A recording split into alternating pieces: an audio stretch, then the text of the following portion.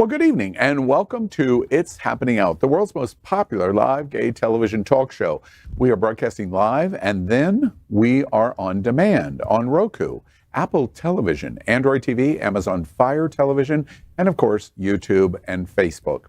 It's 9 p.m. Wednesday, May 3rd. My gosh, the year is just swinging by. May 3rd, 2023. I'm your anchor, Al Ferguson, and this is the first LGBTQ plus talk show of its kind in the world. We're going to laugh and play through our LGBT world next on It's Happening Out. This week on It's Happening Out.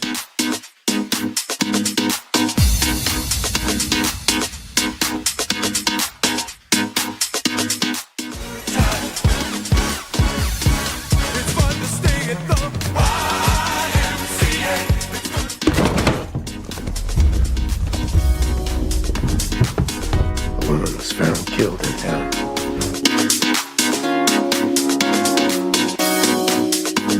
It's all happening out tonight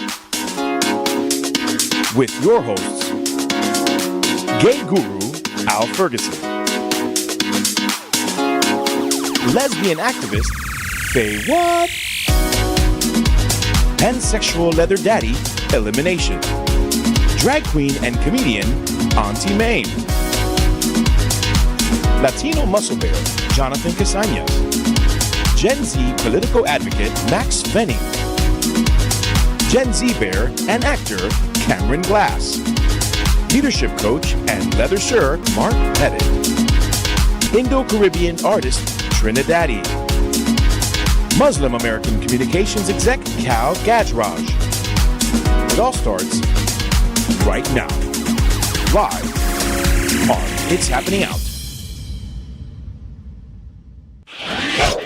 Well, as you can see, this season forecast is the most diverse in our history, and thank you very much for joining us. Hotspots Magazine Happening Out Television Network is a nonprofit 501c3 media company in the same model of PBS and NPR, but for the LGBTQ plus community. Our mission is to support the 10 pillars of our LGBTQ plus community. We want to inform and educate the key issues of our Black community, Latino, lesbian, trans, students, youth, seniors, that's Elimination, by the way, HIV, AIDS, healthcare, business, political advocacy, and faith. Help us support our community. Now, before we start, I've got some bad news. Faye was arrested in Spain, and she's on some island. They moved it off. She thought she was on the island of Lesbos, and that's in Greece, and apparently Faye's not coming back. I thought you said this was bad news. Bad news. The Bears against Faye. I would not. Is that an organized fashion? Oh, Bears it is. against Faye? New hashtag, ladies and gentlemen. Bears against Faye. I would defend my sibling. Good job. Faye. You're under her head nose. All right. Faye, we don't miss you. We do not miss you. All right. First, TikTok has become the top source for viral content on the internet. You can find everything from recipes, hot guys, and vacation clips. And by the way, nothing says vacation like a cruise on Virgin Voyages. Virgin has been an iconic supporter of the LGBTQ plus community, and now Virgin Voyages brings that to an entire new level as your number one choice of an LGBTQ plus vacation experience. Value is the word. A value that includes being an all-adult-only cruise, Wi-Fi, all food from 20-plus eateries, tips, group workouts, and even essential drinks, all included. That is value. And their values are also self-evident as Virgin Voyages fights for equality and the right to be seen, heard, and included. And this is why Virgin Voyages is part of our best TikTok of the week. So, each week, we will show our favorite TikTok video. And our TikTok of the week is Gay Science. The LGBTQs are taking over by Heartthrobbit.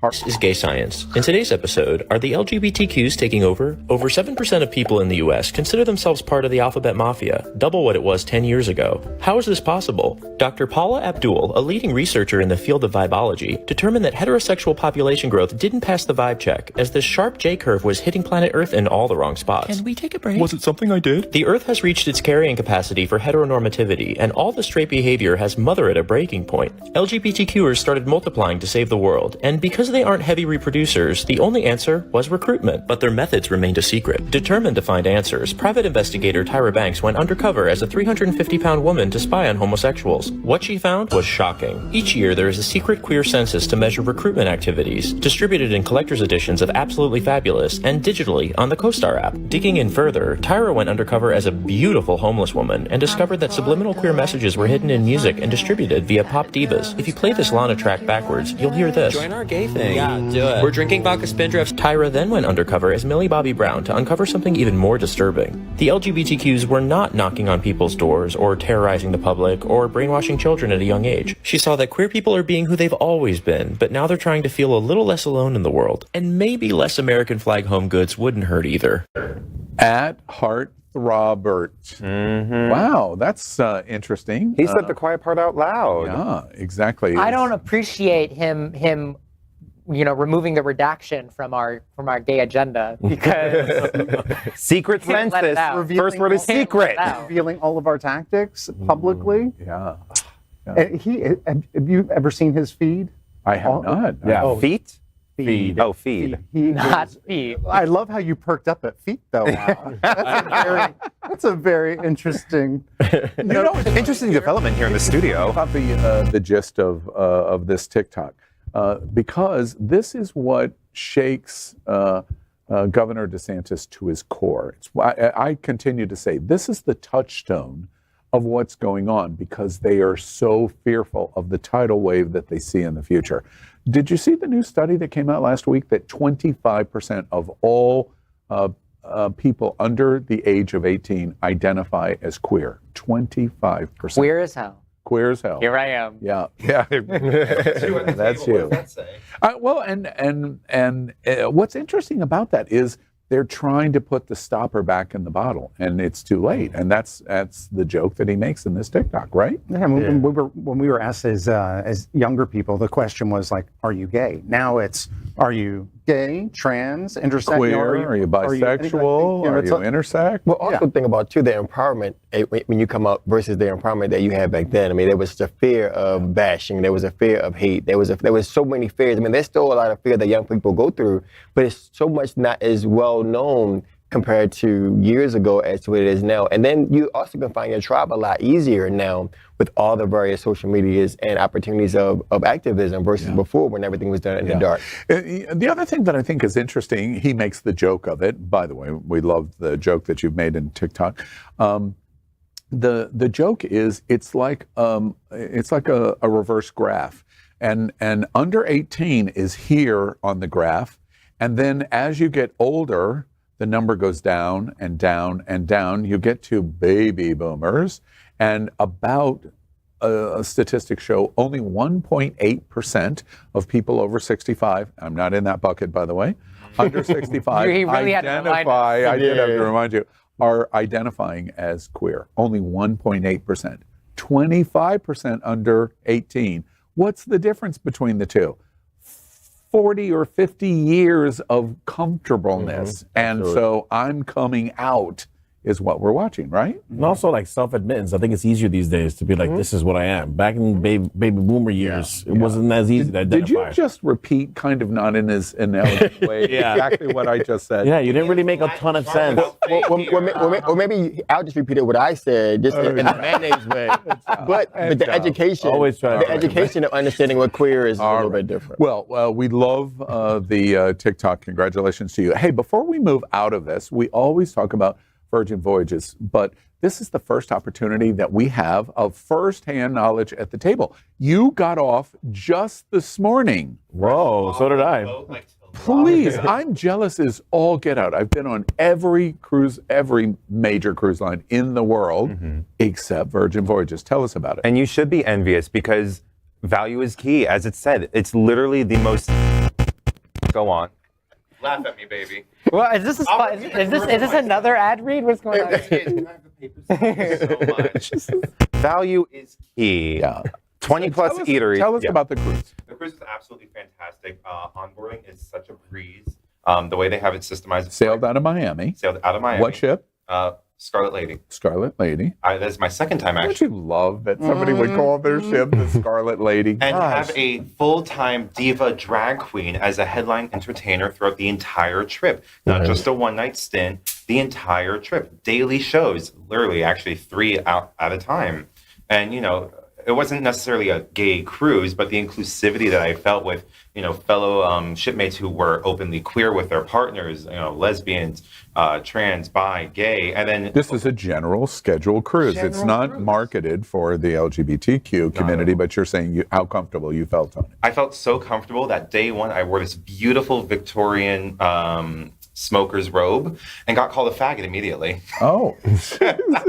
Okay. I don't know how to take that. Oh, I was going to say, tell us about the food. Food is so cruise is food. From faggot to food.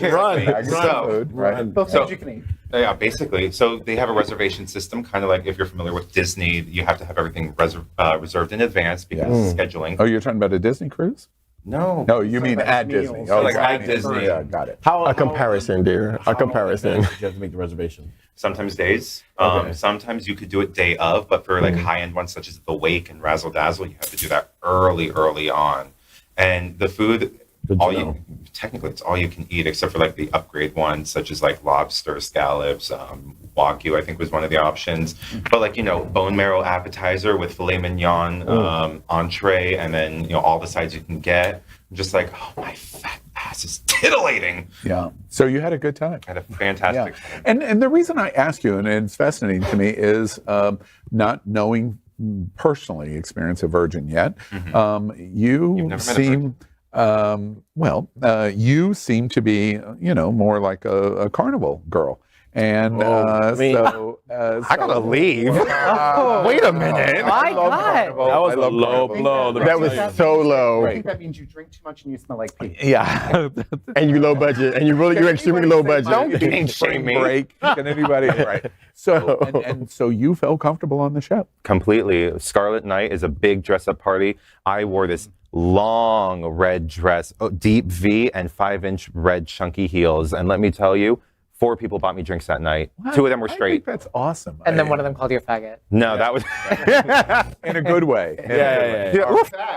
All right. Well, thank you, Virgin Voyages, and we love the first-hand accounting. And welcome back. Next time, sit here next to me. Right? So He needed to be farther away.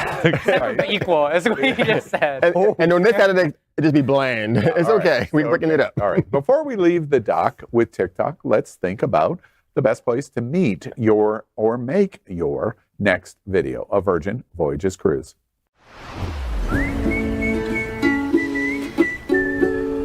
Now we're voyaging. Come on, chameleon. Come and go. You come and go. Loving will be easy because I like my dream. Red, golden green. Red, golden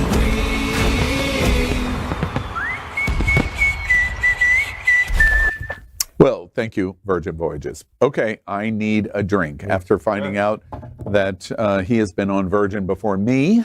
Or wait, there's a joke there. I need a drink. A drink. A drunk? A drunk? Are you sure you haven't had one? Wow. You say you miss Faye, but you're a mess without her. All right. Oh, please. Am I making you nervous? Oh, that's what it is. No, Twink in proximity.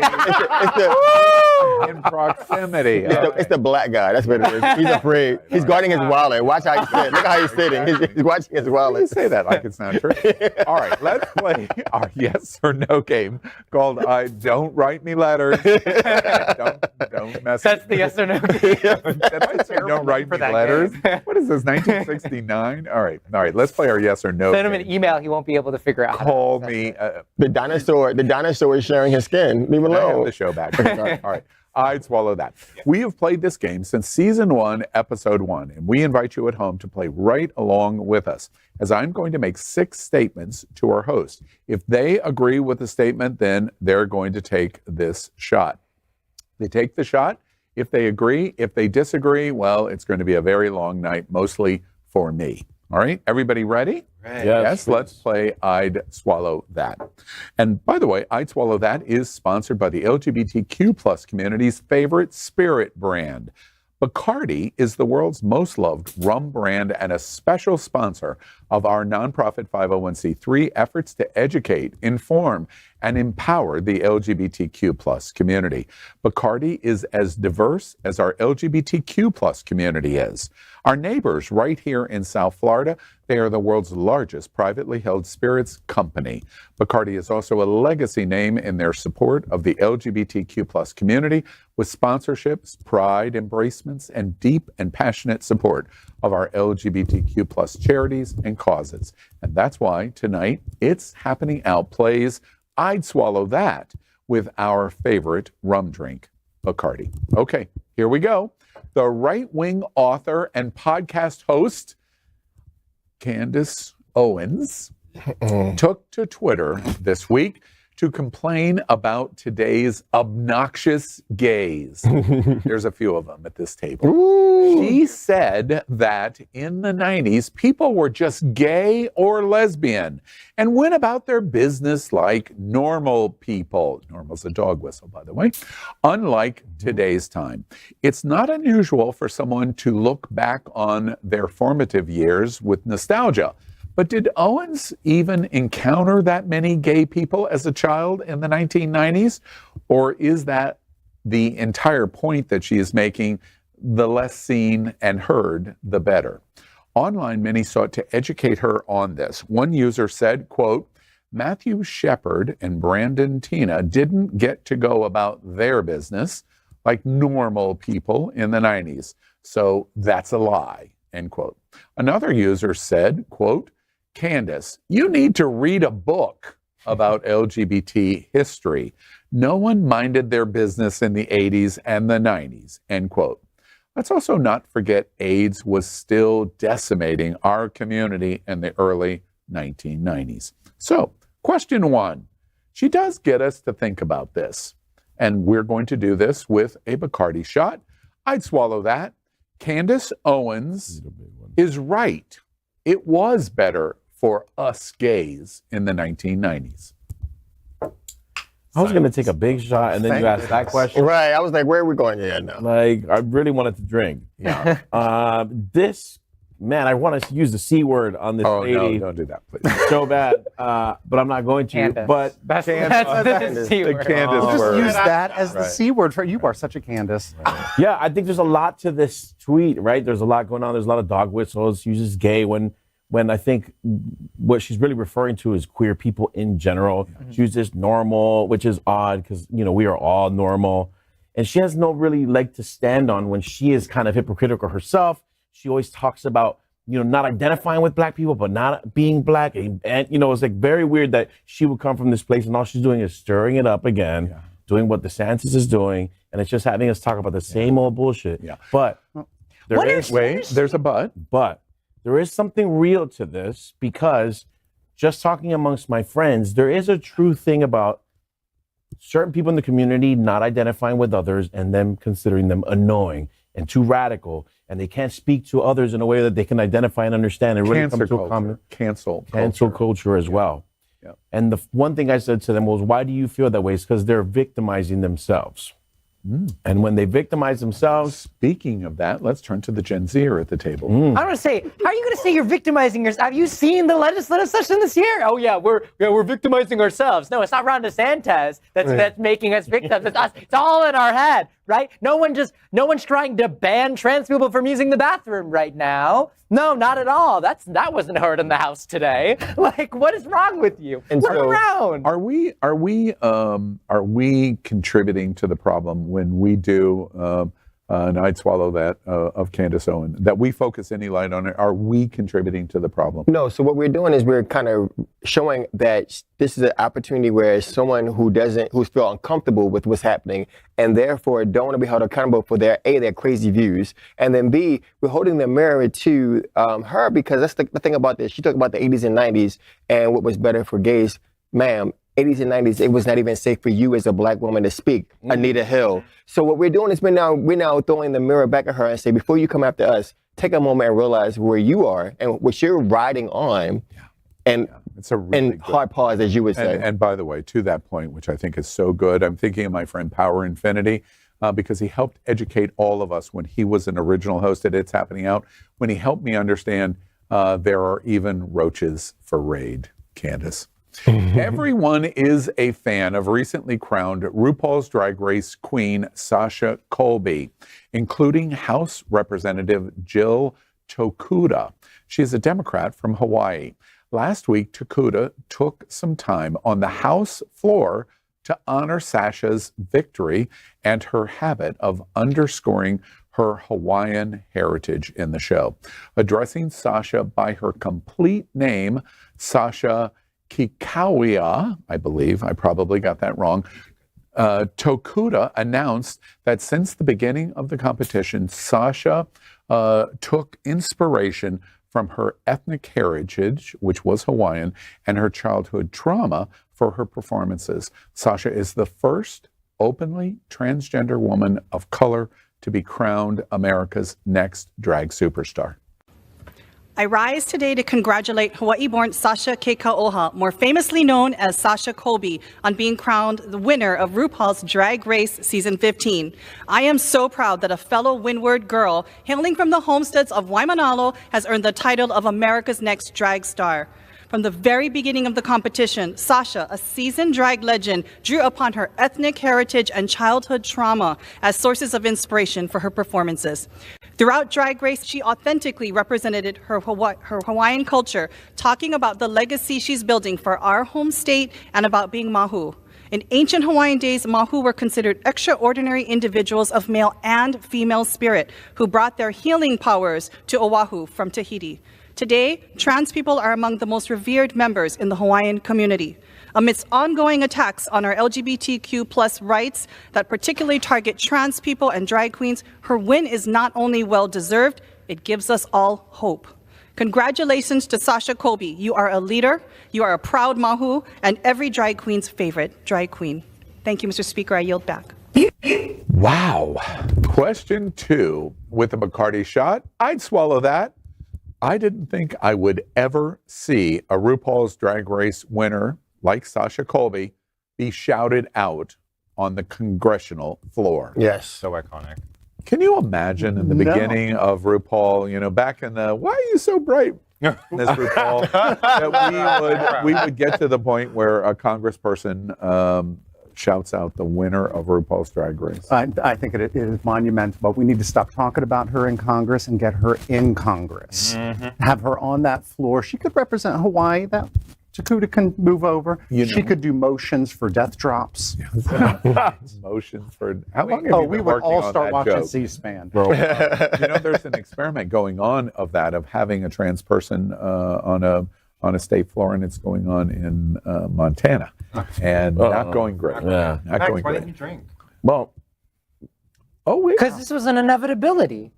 What's it? Yeah. that's what I thought too. Yeah. All Yeah. right, Dr. Yeah. Who. I'm not surprised. No. I'm surprised it took that long. Well, are you surprised? Wait, are you surprised that it was a trans drag superstar?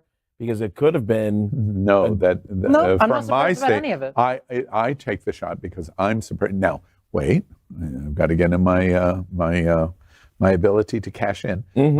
I worked with RuPaul's Drag Race. Did you? Oh, wow. We actually had no idea. Tell us more. Yeah.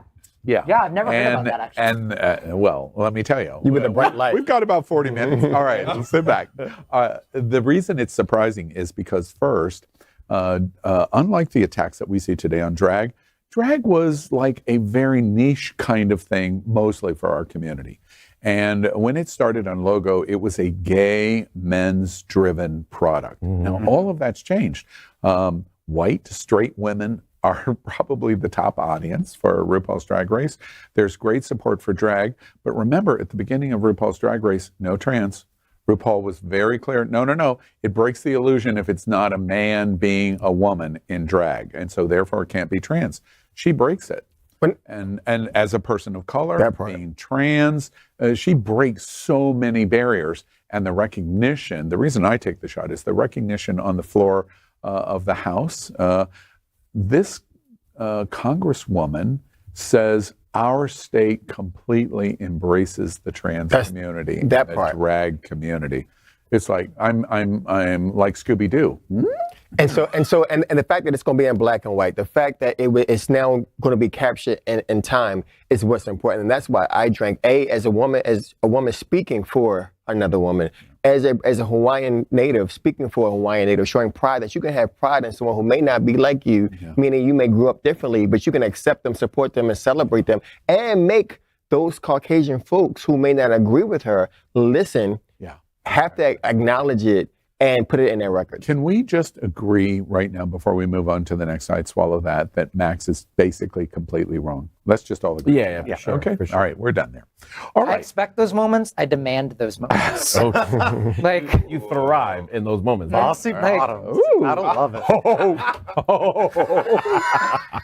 it. He almost flung his hair. Oh my God. Exactly. you. All right. The magazine Brides Today shared 3 digital covers featuring non-binary trans activists and a comedian, Alok Vaid-Menon, posing in different gowns on Instagram. Now, we're not talking about Bride Today in the U.S. It is owned by the India Today news group, and Brides Today shared on their social media that they had released the cover, quote, in support of the right to love and dignity for all, end quote. The covers dropped as India's Supreme Court prepares to rule on marriage equality for the Indian LGBTQ plus community. Alok admittedly admits they have been bullied for their identity, but hopes things will change. While some people trolled them online, many are showing great support for Alok and the cover shoot. So, question 3. With a Bacardi Shot, I'd swallow that. India is moving too fast to show the non-binary cover of this example of Bridal Magazine. And you're just not letting anybody drink tonight. I know, you're not trying to, what's wrong with you? The mayonnaise in the room is, so I mean, we're okay, good. Oh, wow, whoa. What? Nope. What? Nope. Okay. All right. Well, first off, let me tell you why. A big portion of our support functions, in fact, the person that wrote this setup for It's Happening Out, and I'd swallow that, is a lesbian in Pune, India. And we have a large staff that supports Happening Out television network in India. And it's interesting to me that India LGBT is in this transitional time period. Some argue it's like 1997, 98 after Don't Ask, Don't Tell. Some argue it's like 2012 after Obama coming to Jesus over marriage equality leading up to the marriage Supreme Court decision. But India is in dramatic transition on Indian LGBT rights. And remember, while we think we're the center of the world, there's 1.4 billion Indians, which means by all estimates, there's somewhere in the neighborhood of 100 to 150 million LGBT in India. And that's what, 2.5 or 3 times our population? Yes. It's like, wow. I mean, I met Alok and at the National Human Rights Campaign dinner in DC, and they're just so spectacular. That they've also done a lot of pronouns are they them. They them. Yeah. Okay. Yep. And they've done just so many amazing. I mean, their book first and foremost is one of the most banned books in the United States because queer. But they're just so absolutely amazing. I know they did an event down here in South Florida at FIU's Pride Student Union. They do an annual gender chill event, and they spoke, and they're such a powerful speaker. They're such a powerful force to be reckoned with, and I'm so stoked about this. Yeah, I mean that's great. I think in terms of India, in terms of moving so fast. I mean, we're all at this table, pretty progressive thinkers. In terms of putting, this image in front of India, I think it's scary. I think it will cause some havoc, and I think people are going to die over this. I think. I know that we all want to move really fast, but it's always when I tell people as an activist, when I talk to a right-winged or a Republican, I try to talk to them at their level, and I try to reach them at their level. And I think something like this, although it's great, I'm always hesitant and scared because I'm not coming to you at your level so you can understand where I'm coming from. And sometimes do we have an obligation to be more patient? My knees hurt from squatting to get down so low, frankly, and I'm tired. I'm standing over them at this point. But at this point, I mean, moving fast by what this image represents is not really moving fast. Can you show the image in full screen? The images that were shown during the promo was just a matter of just showing another segment of the community that is a part of the community that's not only representative of India, but I have a friend who I won't name that lives in here in the States and was in Chicago, did their thing, identifies they at IML, truly themselves, and we all embraced and loved. And so all we're doing is now accepting another segment of the community. I think going too fast will be every network, everywhere you look, every billboard. And so all this now is just saying, hey, we exist. You can't run away, and as beautiful as it is in its imagery, period. Some people have written, just to close, some people have written that the great victory of the 2015 movement, march to marriage equality in the Supreme Court, and that battle was great, and it was terrible. That it was great in that it happened, and a large percentage of our community celebrate that because a large percentage of our community is what? White, gay, privileged men. And so therefore they got what they wanted. The argument against what happened in 2015, lots of people have written and said, but that's what helped cause a Donald Trump and helped cause the craziness that we see from Proud Boys and other things, because it allowed them to focus away from their fascism and their swastikas to focus on children and drag queens and queer people. And fly the swastika and the Nazi flags at the same time. And they're more accepted because they're talking about anti-LGBT, anti-drag, anti-trans issues. Go off, sis. Okay. All right. It's just a thought of what we're seeing. All right, let's move on. It is our time to celebrate the LGBTQ plus representation in one of the biggest pieces of pop culture in living history. Star Wars. Star Wars has highlighted characters of various sexualities and gender identities. How dare you yawn? Creating new opportunities for LGBTQ plus fans to see themselves represented within the series. You heard of the pansexual Star Wars character? What about the lesbian Jedi? It's Star Wars Day, so I'm going to tell you about some of the LGBTQ plus characters in the Star Wars universe. The smuggler-turned-leader Lando Calrissian was confirmed as pansexual by the writers of Solo in 2018. Then there's the Jedi Knight Juhani, who was the first ever lesbian character written for the Star Wars universe. And then there are Boba Fett's Mandalorian maids Goron Bevan and Medrit Vassar, who are in a same-sex marriage. But moving through the later franchise installments, fans have been left disappointed, like this same-sex kiss of two background characters in J.J. Abrams' The Rise of Skywalker. This was slammed by some fans as less than bare minimum representation, as these characters didn't even get a storyline. And finally, in some classic Disney queerbaiting, we have Finn and Poe, whose fans desperately wanted to see the pair together, and even the actors themselves wanted to see the two characters as an item. But we did get this hug. May the Force be with you. I am all in favor of classic Disney queerbaiting. I'm just saying. So, therefore, why not enjoy this Star Wars Day on May 4th?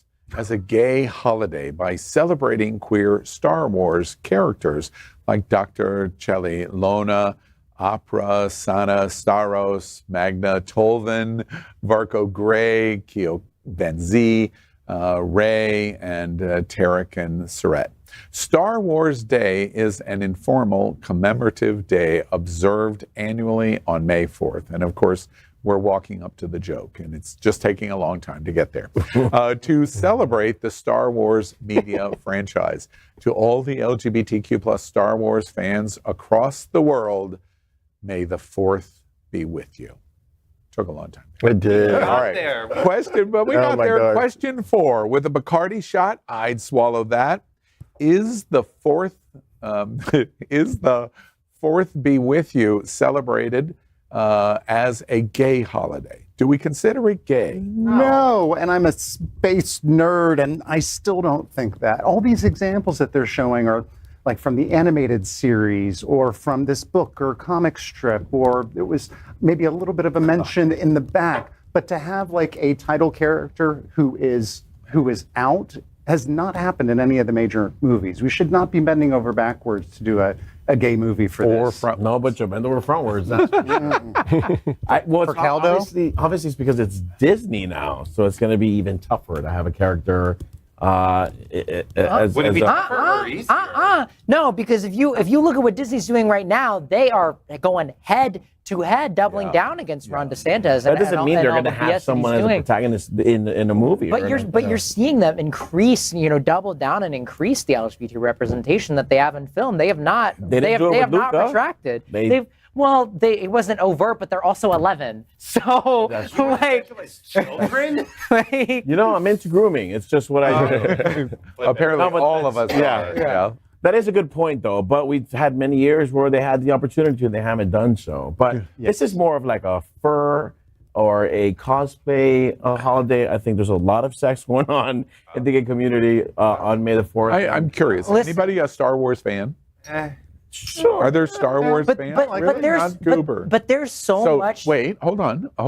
Does that mean if you're not a great Star Wars fan, you're a great Star Trek fan? Are there great Star Trek? No. So y'all are just absolutely irrelevant in pop culture completely. No, I watched them all. I've seen every movie at least 3 times. But I'm not like we a love super anything. fan. We love anything sci-fi because it shows these different kind of communities, different worlds coming together, living together. So there's always this undercurrent of that is maybe what a more accepting society could look at. We're always going to lean into it, but we shouldn't be given this. But let's go back a second. You realize that Billy D. Williams was the only black person in space for a long time, right? So y'all want gay folks there. We only had one black person there in space for that long, and now y'all want black people there? And y'all want gay people there? Stormtrooper helmet. I apologize. Let's go back to that part. I'm How sorry. many Mandalorians are black? You don't know. We don't, but guess what? How many did you see? And then we're making Billy D. pansexual. I mean, so let's go. I just want y'all to realize that that piece. The only thing that I thought was fascinating, I thought Billy D. Williams was terrible in the movies.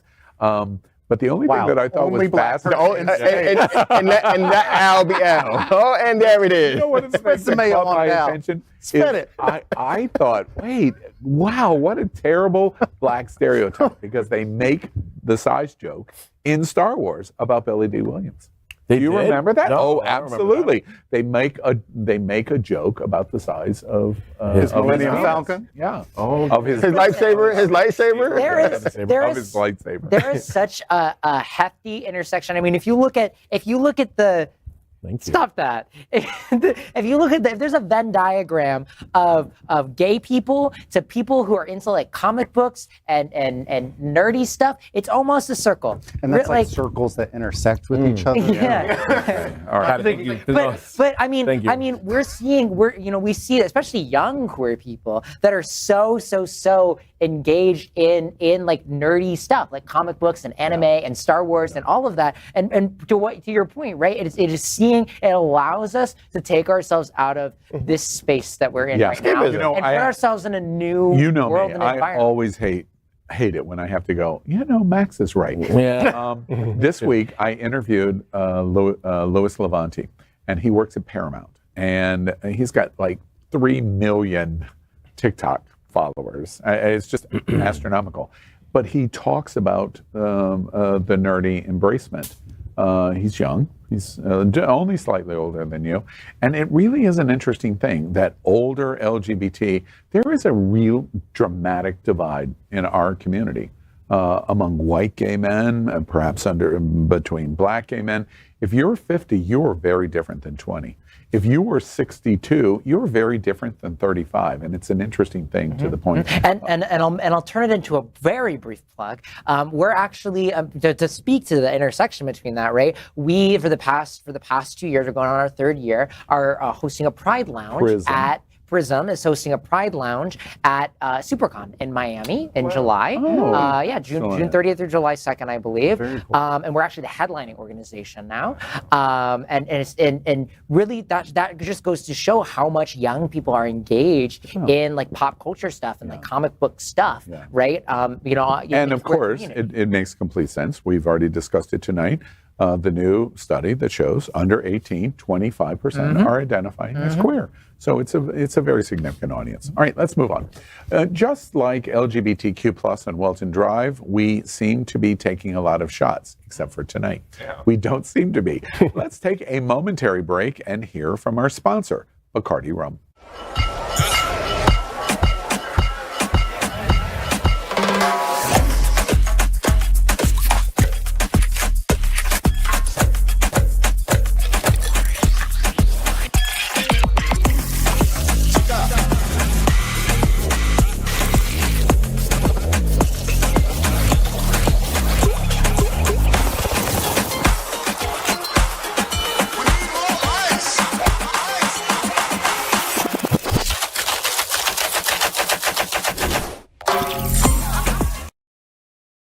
Well, thank you much, Bacardi.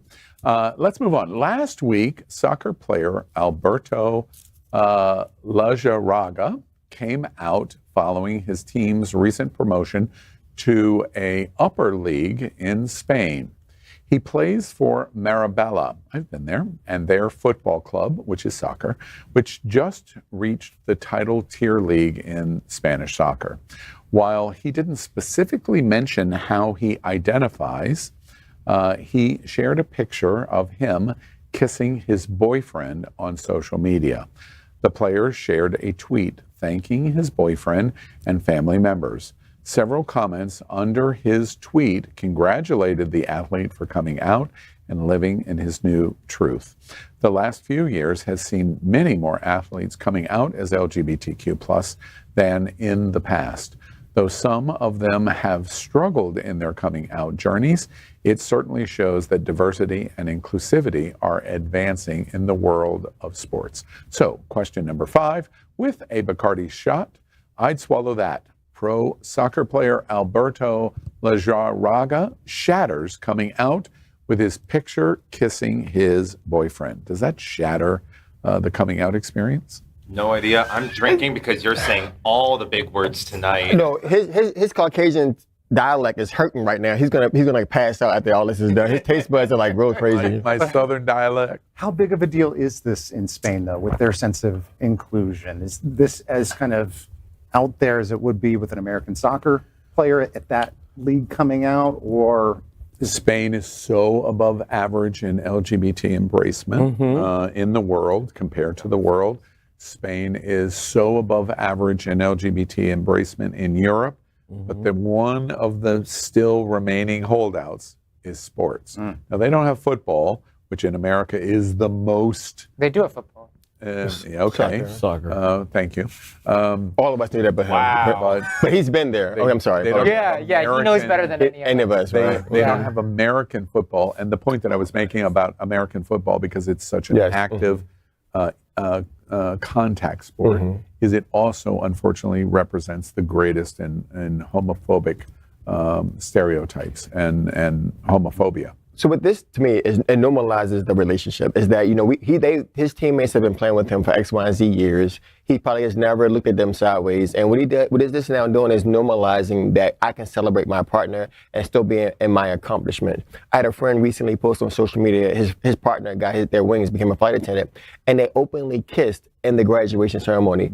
Initially, I was like, wow, look how far we've come, that in the middle of a whole graduation ceremony, they can openly kiss, and it's all over social media. What that is now showing is empowering someone else to be able to do the exact same thing, B, say that what you're living is not wrong, and that it's okay. And what we're gonna now see, hopefully, is that other people can now come up and realize that it's not, it's okay. Everyone is like everyone else. Yeah. And I completely agree with everything you said, except it's not correct. So whatever that means. Last year, I met the director, it's not okay to kiss your the partner. person that runs for athletes for the NFL, the LGBT embracement organization for the NFL. And it's former players that have an organization that is supported by the NFL. And when I talked to him, I got to talk to him for about an hour, and we talked about the issue of the difficulty in the NFL. And the number one thing that I came away from in meeting him and talking about it is the stereotype that your sexuality means you want to have sex with everybody. Mm-hmm. And in this example, where he does have difficulty, even in Spain that embraces, is he's in a fraternity of sports players that at the end of this game ultimately are going to end up in the showers. And because they end up in the showers, I'm in the shower with somebody that's looking at me as a straight man who is married or has a girlfriend or wants to have sex with lots of women, and he's looking at me in a sexual way. And sports will always be that as long as we think about our sexuality and our gender identifications mean sex. But I take that. True. But I take that back because he's showing this is my partner, this is who I'm with, and so he can still be in that shower and not look at you. What we now need to do is change the narrative of the minds of those people who have been taught that and realize just as way we can shower together doesn't mean I want to shower your back or be there. We don't have to shower together, right? Like, and we don't have to do that. Absolutely, like, absolutely. I have a lot of European friends and family that it's comfortable for them to get naked in front of you, and you're like, what are you doing? Mm-hmm. And it's just part of their life. It's part of their process. Because we're so Puritan. Mm-hmm. We've been taught, through this, biblical world that we live in, that it's odd. But now in America, there's stalls now. We don't shower like they do, where it's an open shower.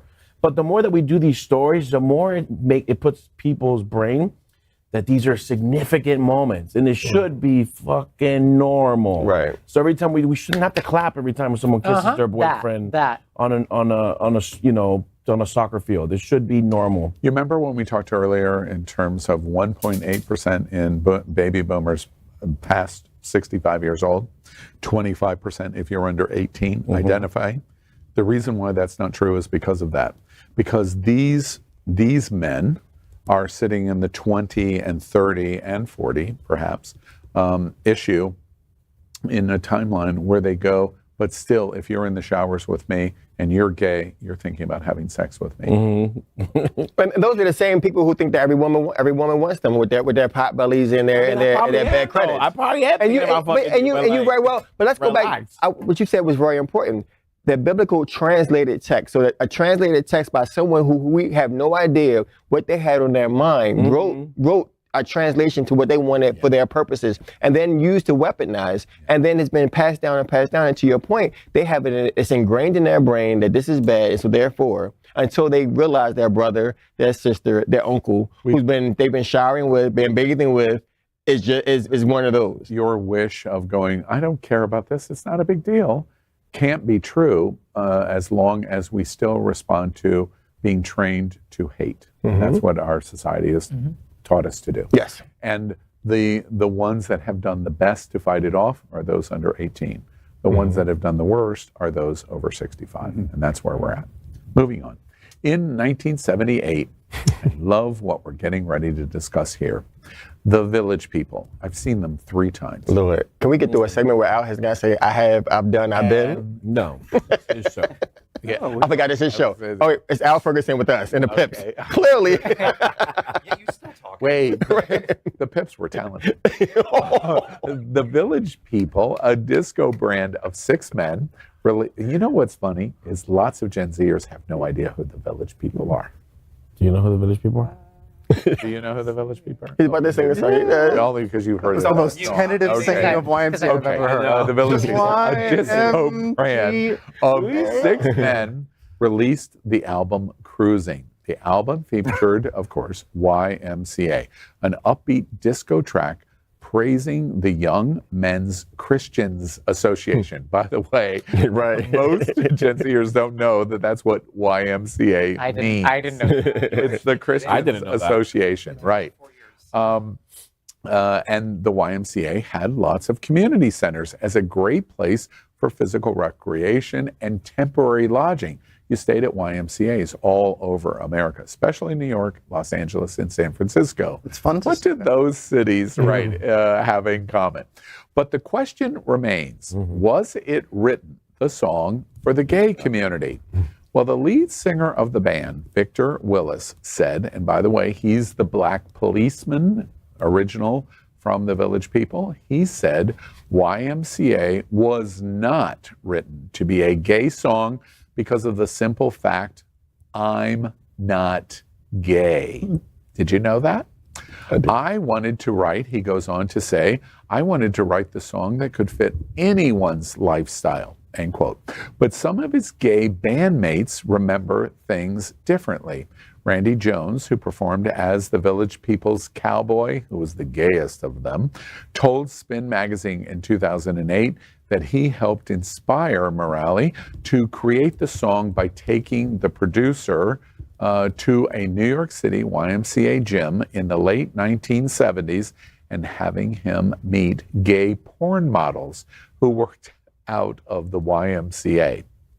David Hodo, who performed as the band's construction worker, the second gayest member of the Village People, told Spin, quote, YMCA certainly has a gay origin, end quote. You know what gets them rocking? YMCA. YMCA is a track. It's an underrated track. Do you know, is it an underrated? I think so. Well, it gets a lot of views, I can say, but YMCA, the Gay National Anthem, did you ever hear that? They call it the Gay National Anthem. But YMCA gets people up and it gets them moving. But we have a lot of good selections and people love it when I do. Is the YMCA our gay national anthem? Question 6. With a Bacardi shot, I'd swallow that. Is YMCA a gay anthem or not? Well, you have to ask the question twice. The gay national anthem. Yes, and I think that Mr. No, Victor Party in the Willis, USA is the... No, it is not. How dare you? Mr. Victor Willis is, I just think, having a hard time getting laid and having to explain to everybody that he is the straight one. And so, He was married. This is No, like he was married. Stop playing it at their did. rally. this is a toxic masculinity. I'm protecting my sexuality. You know, I have to, in defense of him, Yes. he is on record all over the place of his support for LGBTQ. And being very married. Oh yeah, Yes, he did very research married. in gym with. Well, no, that was the other. No, that was the other Yeah. people. Research like That was the writer. people That was the other people in the writer. So let's go back up for a second. Young Men's Christian. Go back to the Roman baths. So this was the only safe place that all men would go. And we all know the foundation when a bunch of men get together. To Jonathan's point, you look at each other. All of a sudden, things start to grow. Things happen. I didn't make that point. I'm just tying to get together. And so therefore they speak about all the positive things that happen at the gym. Okay, all right. Blah, blah, blah, blah. I'm curious. Did you ever trick at the YMCA? So I'm on pause for effect. I'm on pause for effect that you called me a trick first. Second, that you think that I was old enough to be in your generation to go to the YMCA like that. However, it took me a long time to take a shower at Bally's when I worked at the gym. That's right. I had forgotten. Ooh, that was the first. So I mean, I had no idea. And so, but to that point though, to Jonathan's point, once you get comfortable and realize that it's not always about that, then it's okay. It's only until we make it sexual that it becomes. And so to that point, I think it has become the gay national anthem because we do have a safe space where we go there, be amongst like-minded people. Well, that's why you said became. Like they didn't write it. I don't know that they, and I don't feel that they wrote it for it to be a gay anthem, but we make it what we want to make it. Because it was truthful, right? Again, I agree. Let me disagree with you for a moment. They knew exactly what they were doing.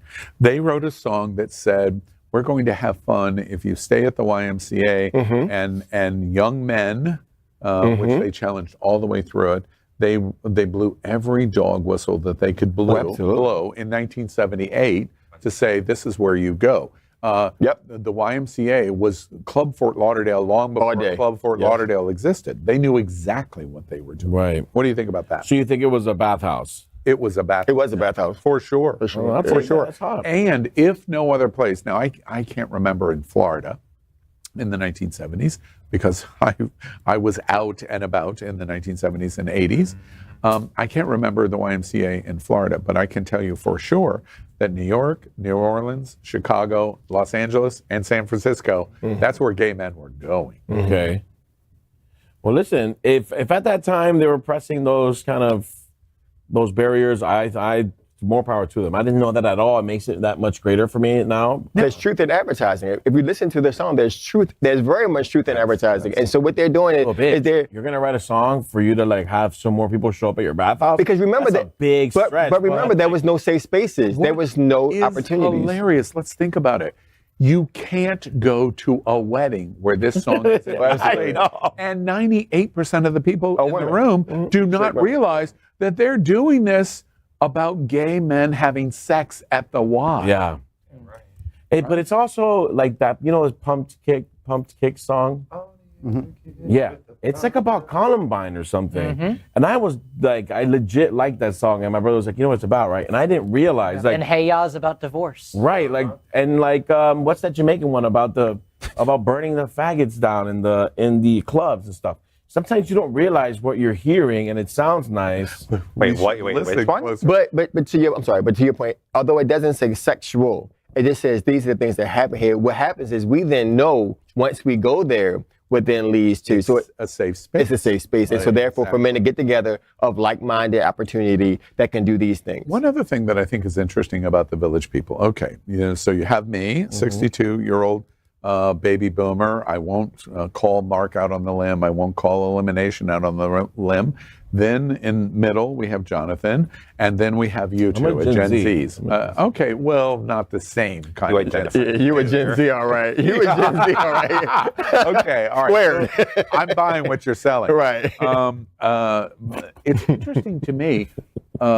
In the process, there's lots been written on the history of LGBT. Stonewall Museum, the new museum that's going to open in New York, what went on in New York at the Stonewall riots, etc., leading to 1976, 1977, 78, when the Village People really hit hard. The issue about the Village People, does it shock you that so many in our community don't know anything about the history of the Village People? Does that shock you? No. Well, yeah, like what you just said on Young Men's Christians Association. Yeah. The Village People were talking about where you go and trick in 1978 is at the Christian Association's gym. Yeah, and I my parents dance to it and and their friends and stuff. And I think about it and it's like, well, now they're not feeling Sam Smith all of a sudden or Lil Nas. It's like, well, wait a minute, you were dancing to some gay guys like when you were younger. Like, how is it any different? If you're shocked at the observation that I make, don't you worry about what the history of our community, where it's going? But to your point, that's very much true because we often forget from where we came to where we're going. We're now fighting the fight forward without remembering how we got here. And until we revere those folks. But he's no Village People. And he has not done what they have done previously to them, where they have done that moments of shock and value. They've done that moment of tokenism. They've done all those things that we've had in the community to make sure inclusiveness was happening. You described the lead singer. You could have just said the cop, but you said the black cop. But notice they had diversity, the Indian, the cowboy. I mean, they had every bit of inclusivity. That's right. Diversity. Before it was hot. Now that they did it, we forget that. And the one last point that I make about the Village People is I've seen them 3 times. And the reason I say I've seen them 3 times is because they were important. They were. Long before Madonna, there was the Village People. And the Village People in 1978 said to our community, because it's not absolutely clear in terms of what they represent in their sexuality, one of their most important songs is In the Navy, which is like YMCA. Yeah, it is. You want to be a sailor because there's 3,000 men on a ship, is what they're telling you in Dog Whistle. But maybe one of their most important political songs is Go West. Everyone in Alabama, we're telling you, go to San Francisco and Los Angeles because your life will improve. That is political advocacy. They're the HRC in 1978 when we didn't really have the kind of national voice. How did they get away with that? They got away with it because they were blowing a dog whistle that only we heard. I heard it loud and clear, but no one else around them. And they were beautiful. And they were beautiful. They were beautiful to look at. And the genre. Women go, oh gosh, these guys are so much fun. And it's campy was not the straight community's word, but they were so campy. They were embraced of going, the policeman, and exactly what you said. It's an interesting point that I said black cop. Yeah. Because that's the way I think about that representation. But Elimination is right, and that's like vinegar on my tongue. It should be just the cop. But the diversity is what they represented, and they're blowing dog whistles for LGBT, and that's just a fact. It's just a fact.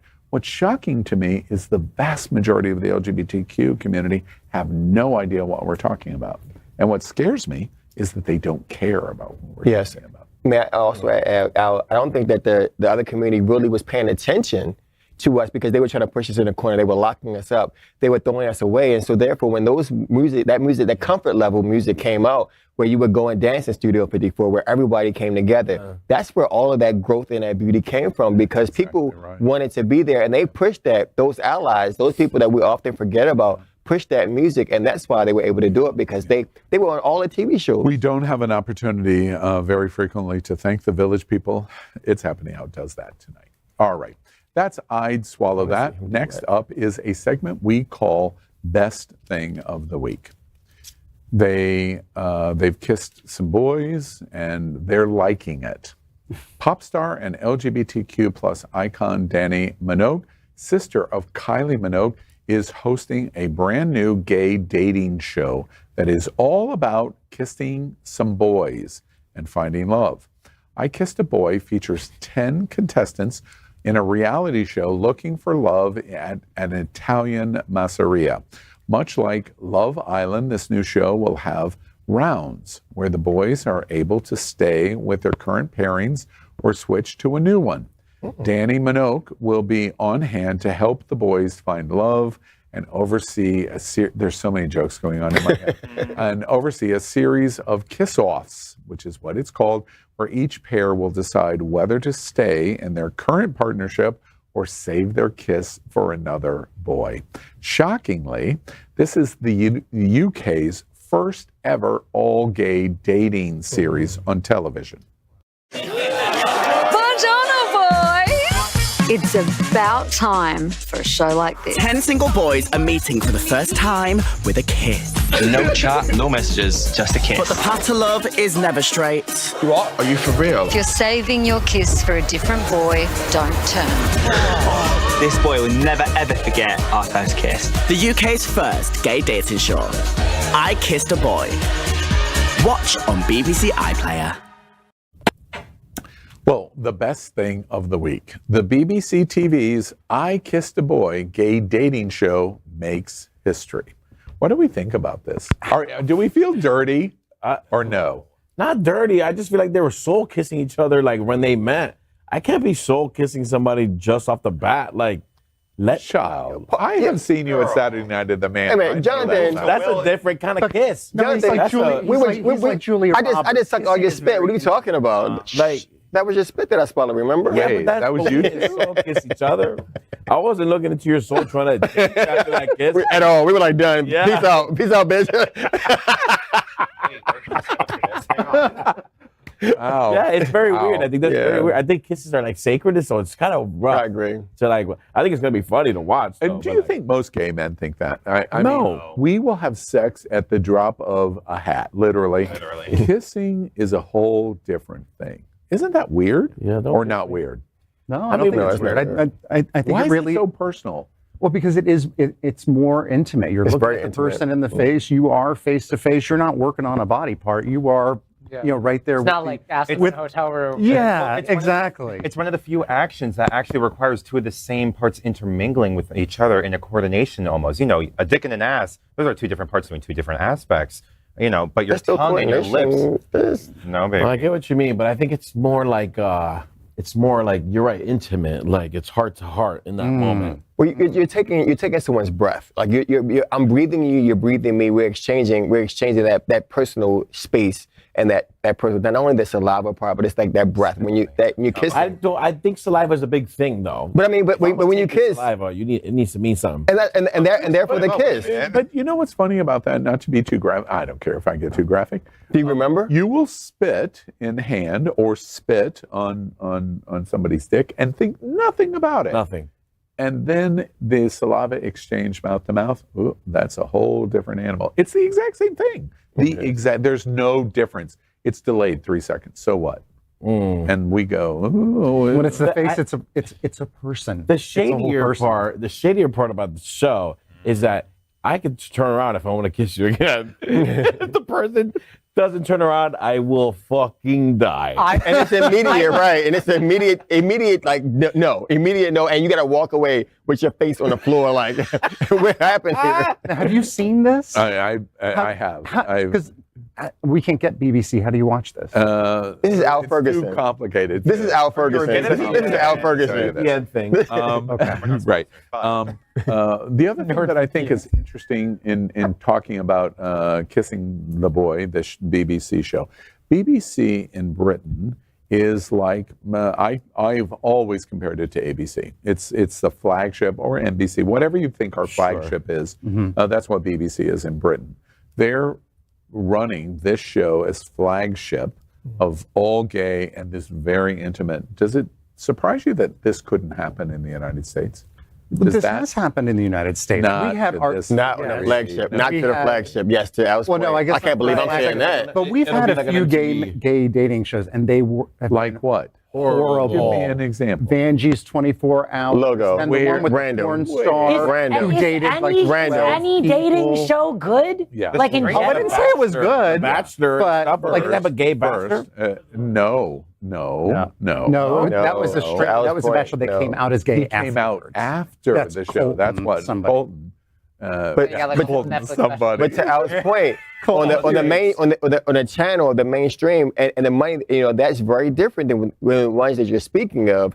And so I agree with. I Could can't you say that imagine the show on ABC at all. Not at all. It's impossible. I Like do. 2030. I do. Listen, we're way behind. Like Europe are 10 steps ahead of us. They have Dating naked. Yeah, they. I mean, they would have done it on BBC. BBC doing this is a bit of a stretch for them too. It is because BBC is a flagship. And they show backsides. I mean, they're not inhibited, afraid of the showing body parts where we are so Puritan in our way. So I don't think that you ever see that because they're already afraid of two athletes kissing or two people kissing. Can you imagine that? It's funny to what you say. The first time I went to Amsterdam, maybe like 94, 95, I've landed in Amsterdam. I check into, it was a very, very nice hotel in Amsterdam. I walk in, I turn on the television, and the first thing I see on one of their main channels in Amsterdam is the comparable of their soap opera, and the guy walks into the room, complete frontal nudity, and they start to have sex. Now, I'm sure in the drama of it, they're not really having sex, but you can't tell it. Right. And it was like, and I asked later, wait, what? Did I pay extra for this channel? No. That's one. You really got to throw in there. Oh, it was a really nice hotel. It was a really nice. Have you met him? Have you met him? I think you and I looking at each other like that was just a contrast with what was on the TV. Yeah, I think it's embarrassing that we're like so far behind. Yeah. It's a situation where in Europe they're all gay in their sexuality. In America, we are there, and if we could, we would. But it's the evangelical kind of point of view that is holding us back in so many ways, don't you think? Or no? That is why I like that senator's opinion when she came up with the last story about Sasha Colby and presenting an entirely different belief and moral system that puts us in the proper place. Next question. Would you be in a show like this? Yeah. Anything to get on TV. Okay. Obviously. Look at where I'm at. Right. Media horror, we got that. All right. Beyond that, would anybody be in a show like that? If I was single, yeah. I'm still single. Yeah, I will. No, I don't think I'm single in now. Well, and why not? Wait, I don't why like not? the idea of putting that. I mean, to Jonathan's point, to be that vulnerable and then try to go up for elimination, and you're like, no, I've been eliminated on national TV, where you now say your kiss was horrible or your whole experience was horrible. Like, to me, no, the whole intimacy is not what I want to do. Why not use that as a challenge to be good at kissing? You know, I've heard from so many people going, "Oh yeah, he's got a big dick butt." But it's relative. Good kisser. So clearly we run in this different circles, man. But got a big dick, you don't need to be a good kisser. at all, because I might not ever kiss you.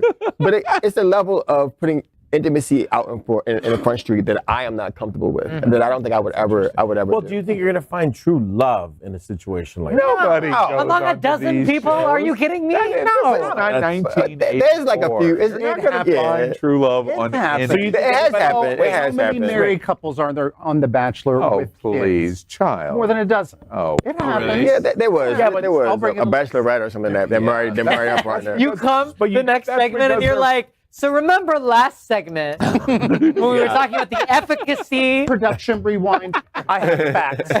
You go with the whole side-spreading tribal with charts and shit. Wait, so you think people go But don't on use a there Venn diagram. just to get That's on too TV? You don't think they go on there for true love? Child, have you ever watched Big Brother? Yes. That's why they're there. But they're not there for love. Big Brother is different than love. No, Yeah. well, They they find want to it. have sex, and they want to do anything that they can.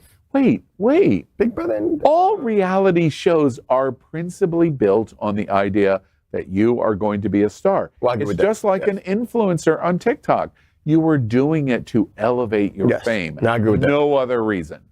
But Big Brother is different than the Bachelor and Bachelorette. Like, Big Brother is not going there to have sex. They're going there to win and hype their fame. The Bachelor, Bachelorette. So they become shady, and they become the That part. shadiest person. Yes. Well, that's the same thing as winning this show. And frankly, it's the same thing as RuPaul's Drag Race.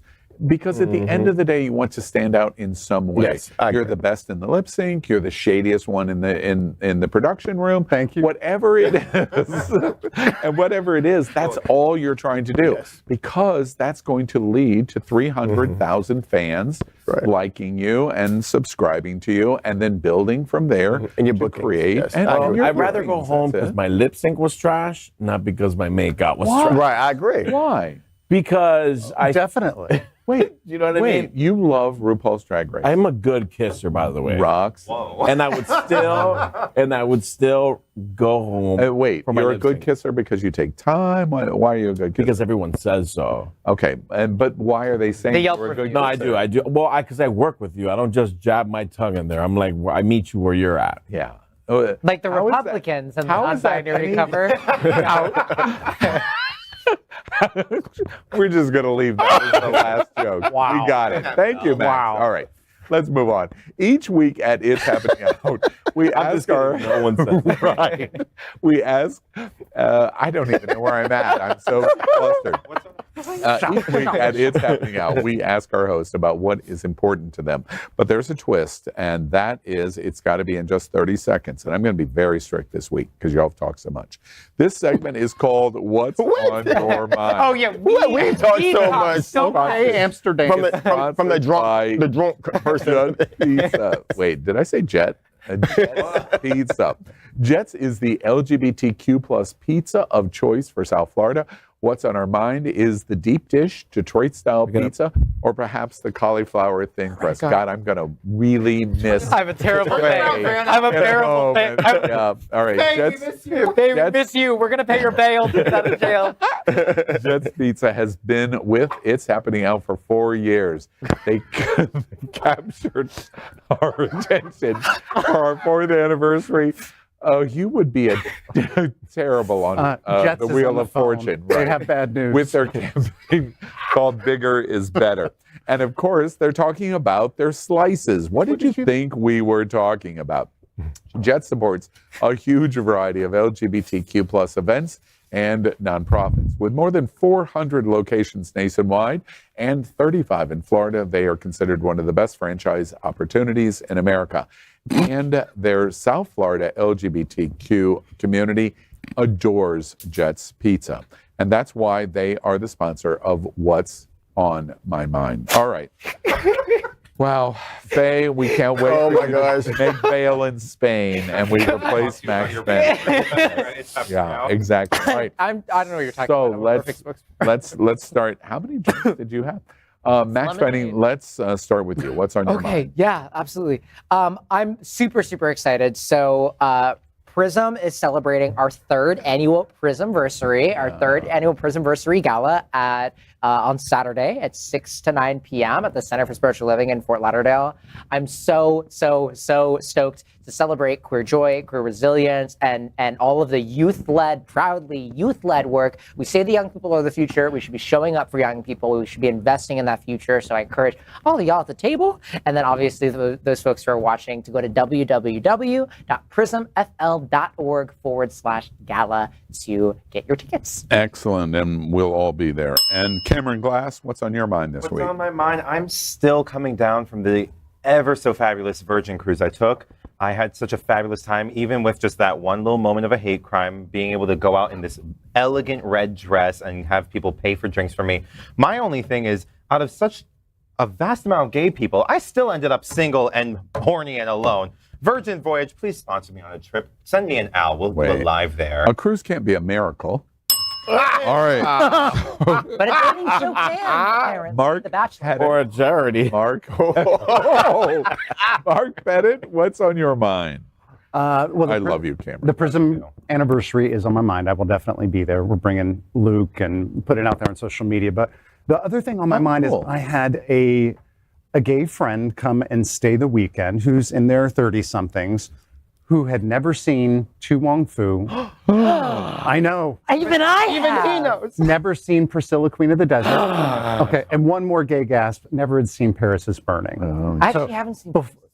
We wanted to go out to Fort Lauderdale that night, and I said, not until you see these three movies. We sat right down on the couch. So get educated, go see those classics. And especially, I think it's even more relevant with what's going on in drag. For sure. Paris is Burning. It's not even in the same league as those other two films. Paris is Burning Touch is the like... skin, darling. Yes, exactly. Right. And Elimination, what's on your mind this week? So on my mind this week is May 5th is the Missing and Murdered Indigenous Awareness Day. A lot of people don't know that on May 5th, 2021, President Biden signed a proclamation that makes that day kind of relevant. Since 2016, there's been over 6,000 missing or just taken Alaska Natives and American Indians. And so we have to bring young women and girls in general. We have to bring awareness to that because it cannot go on. We have to stop. It has to be some kind of conversation that needs to be had so that way we can kind of bring alarm to the country. Otherwise, that phenomena will continue. So that's where I read on May 5th. Let's stand up for our indigenous folks. I got my heart on. Excellent. And Jonathan Casañas, what's on your mind this week? Well, I moved to Wilton Manors and I was sitting in a lovely pool, a heated pool at that, with a bunch of gay men. Are you out now? I'm out now, yeah. And they all started complaining about how, the trans folk are really victimizing themselves and how they don't do anything for the community but themselves. And they complain about how the rest of the queer and gay community don't show up for them. And I said, well, when was the last time you showed up to a protest or a march? And they said, oh shit, you're right. And I think sometimes when you throw it back in their face, they begin to realize how much they're not there for their brothers and sisters just as much as their brothers and sisters were not there for them, or how much their brothers and sisters did for them and they didn't do anything in return. And so sometimes you gotta kind of show up for your friends and let them know that they're in the wrong, and hopefully you'll change your mind or two. So just remember to tell your friends that. Hell yeah. Lovely. I'm reading a book, and just to comment on this. Large. I'm reading a book, and there's an interesting metaphor that it does in the book about how bears eat fruit or other things in bushes and trees. And they make it a political statement. And what they say is the first thing a bear does is it eats the fruit or whatever it is that they're eating on the tree that hangs right next to the ground. And it's the first thing that they eat. And they like what they're eating. And then the bear gets up on its hind legs and it eats something a little higher, 3, 4, 5 feet. And the bear likes what it eats, and then it starts to climb the bush or the tree, and it continues to move up and up and up as far as it can until the bear can't climb any farther to get continued what it's eating or fruit, and it falls. And it falls to the ground, and then the bear is satisfied and doesn't try to eat anymore. And they make the comparison that that's what goes on in our political world, that the person that's going to try to eat you starts with the lowest hanging fruit or whatever it's eating in the bush or the tree. And for the LGBT community and for Governor Ron DeSantis and radical GOP, that's trans. And then it goes a little farther, and it might be women and women's health care. And it goes a little higher, and it's woke and black people. But eventually it's going to continue to climb the tree to get us white folks in LGBT. And it's a really interesting metaphor because it seems so true to me. And I just happen to be sitting up higher in the tree or the bush than the food that's been eaten below me. That's what that observation is. And that's why sitting in the pool, you wouldn't dare to say the things that you heard because you're too stupid to know where you sit in the bush or the tree. That's what I think. All right. That's what's on our mind this week. Wow, I went really deep there. That was kind of cool that you had that thought. I love it. That was kind of and Jets is going to love this. And also on our mind is the great Jets Pizza. Take a look around these streets. Do you really think we woke up one day and said, yeah, the world needs more pizza? Nah, just a better one. Better, like the world's best pizza, Jets Detroit-style pizza. Hand-pressed and baked to the thickest, crispiest crunch. You're welcome. Now visit jetspizza.com and save. Click on hot deals for special offers in your area. Jets, better because it has to be. All right, well, next up, and thank you, Jets Pizza. Our Hotspots magazine is celebrating 38 years. It has been documenting the LGBTQ plus lifestyle and is the spirit of our Hotspots queer entertainment this week. It's sponsored by the Broward Center for the Performing Arts. In the LGBTQ plus community, we always make the joke, size matters. And when it comes to Broward Center, size does matter.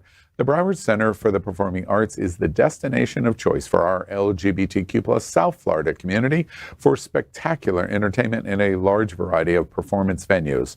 Broward Center ranks among the top 10 most visited theaters in the world, presenting more than 700 performances a year to more than 700,000 patrons.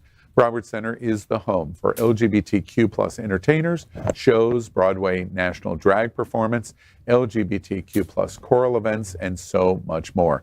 And Broward Center supports one of the world's largest gay communities right here in Fort Lauderdale, Broward County, and really all over South Florida. They support that LGBTQ plus community and our nonprofits unlike any other theater in South Florida. We are excited to tell you about many of the upcoming shows the rich 2023 season has at the Broward Center for Performing Arts and what they're going to bring to the LGBTQ plus community. And by the way, did you know surveys show that the LGBTQ plus community participates in live theater performances 2.5 times more often than our straight counterparts. And that's why they are the sponsor of Hotspots Queer Entertainment this week. Here we go. The first trailer for Pedro Pascal and Ethan Hawke's gay cowboy drama is finally here. As the story goes, this film is supposed to be Almodovar's response to once being attached to directing Brokeback Mountain, but not having the same vision for it as the studio. He previously described the film as being a queer Western in the sense that there are two men and they love each other. That's it. The newly released trailer of the film is winning many hearts online as it concludes with Silva saying, quote, "Years ago, you asked me what two men could do living together on a ranch. I'll answer you now," end quote. Love that. The film is set to premiere in May of 2023 at the Cannes Film Festival just in a couple of weeks. It is not clear when the film will be available in United States theaters yet, and we will absolutely be seated to watch Strange Way of Life whenever it does come.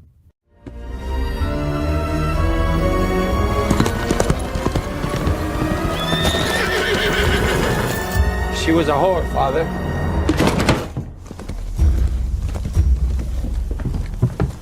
A woman was found killed in town.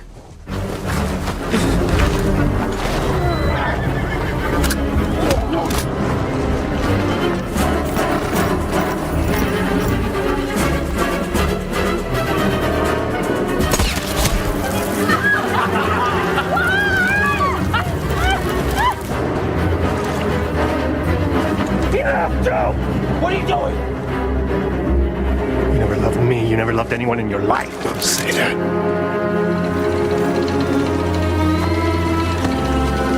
Years ago, you asked me what two men could do living together on a ranch.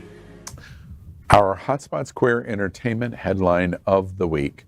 Pedro Pascal and Ethan Hawke's gay cowboy trailer shows how gay is real. Brokeback Mountain. Now, I have to tell you at first, before we start, they're throwing the gauntlet down. This is a 30-minute featured short film. It's not a full-length film, only a 30-minute featured short. They are throwing down by coming into the Cannes Film Festival because they're going to live or die at what happens at Cannes. And chances are, lots of experts are saying, film experts, they're going to live and be spectacular because they know something already that we don't know, that it's going to be incredible.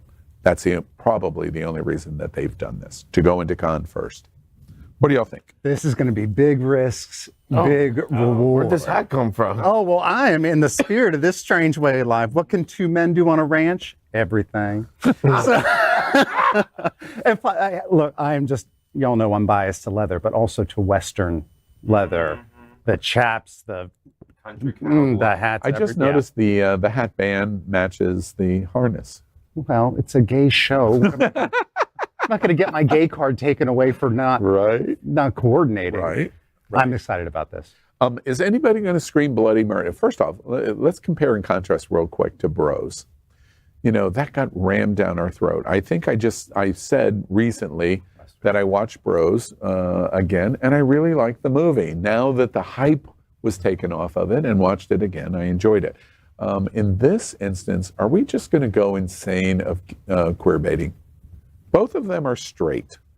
Are we going to go insane over that? Is it queer baiting when the film is explicitly queer? Or is it only queer baiting when there's straight actors? What do you think?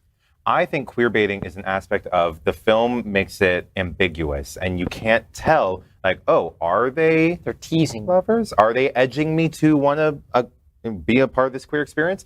Or is it like just two bros just shooting their shit? Do you all agree with that? I don't think it's queer baiting when you know that like the stars are actually pro our community and that the attention that they're getting from that film ultimately is for our benefit. Then it's not queer baiting. Let me challenge that. If Philadelphia ran in 2023, would Tom Hanks doing it be queer baiting?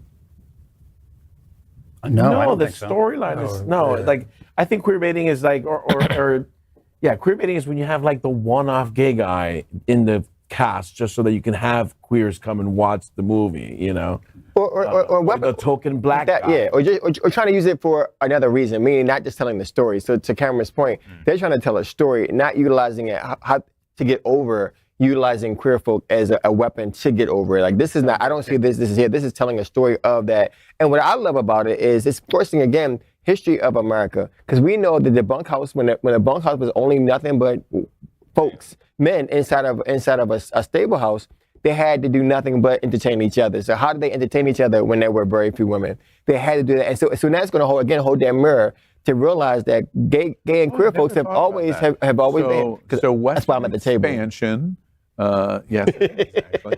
A Western expansion of the railroad, etc. The Western culture into the West was principally, to start with, only men. Mm-hmm. So it might have, and very likely was, like a prison experience. It's only men, and so therefore, no, I'm straight, but in a pinch, a hole's a hole, right? Or just, well, maybe not a hole, but just an experience, for sure. Or circle jerk for sure. And then that love story happens when we can't own up to it because we still have to go home to our wives. We still have to live this experience. And so what I saw from watching that was all of that coming out in that 30 minutes. And I didn't even realize it was 30 minutes. And so if you even pitch to the threesome or that foursome that was happening, although there was a woman there, they still found ways to find each other. So they were still working around that human being to find that connection with that person. And so I think all that will now hold a mirror to if we really look deep into it, to America.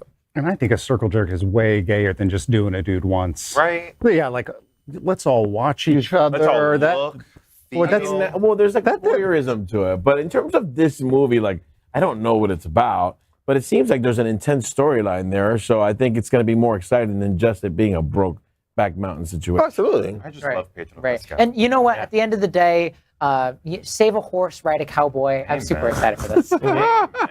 What do y'all think about the two stars? Pedro right now is the voice in America. He is on fire You see his Met Gala because I did. Yes, it was amazing. Little leg. But right. But because of The Last of Us, he is just taking it on. And this embracement of him being a daddy, and he has gone all in of going, sandwiches. wait, if you're I was going to use a different word, but if you're masturbating to me, no problem. Okay. And the daddy thing, I'm accepting, no problem at all.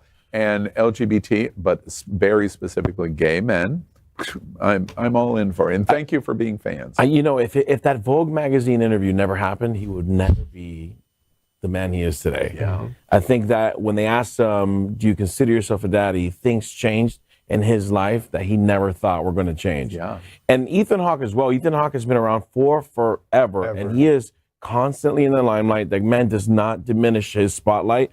And I think both of them coming together is going to be something of an epic, like, theatrical masterpiece in terms of a movie storyline than it is more about two hot guys coming together. I've seen one thing that wasn't in the full trailer, but I have seen a tease of them in bed together and how they touch each other and they rub their hands on each other's chest, which is so innocuous, but it was unbelievably sexy. Wait, unbelievable. Think about again that time period. Two manly men.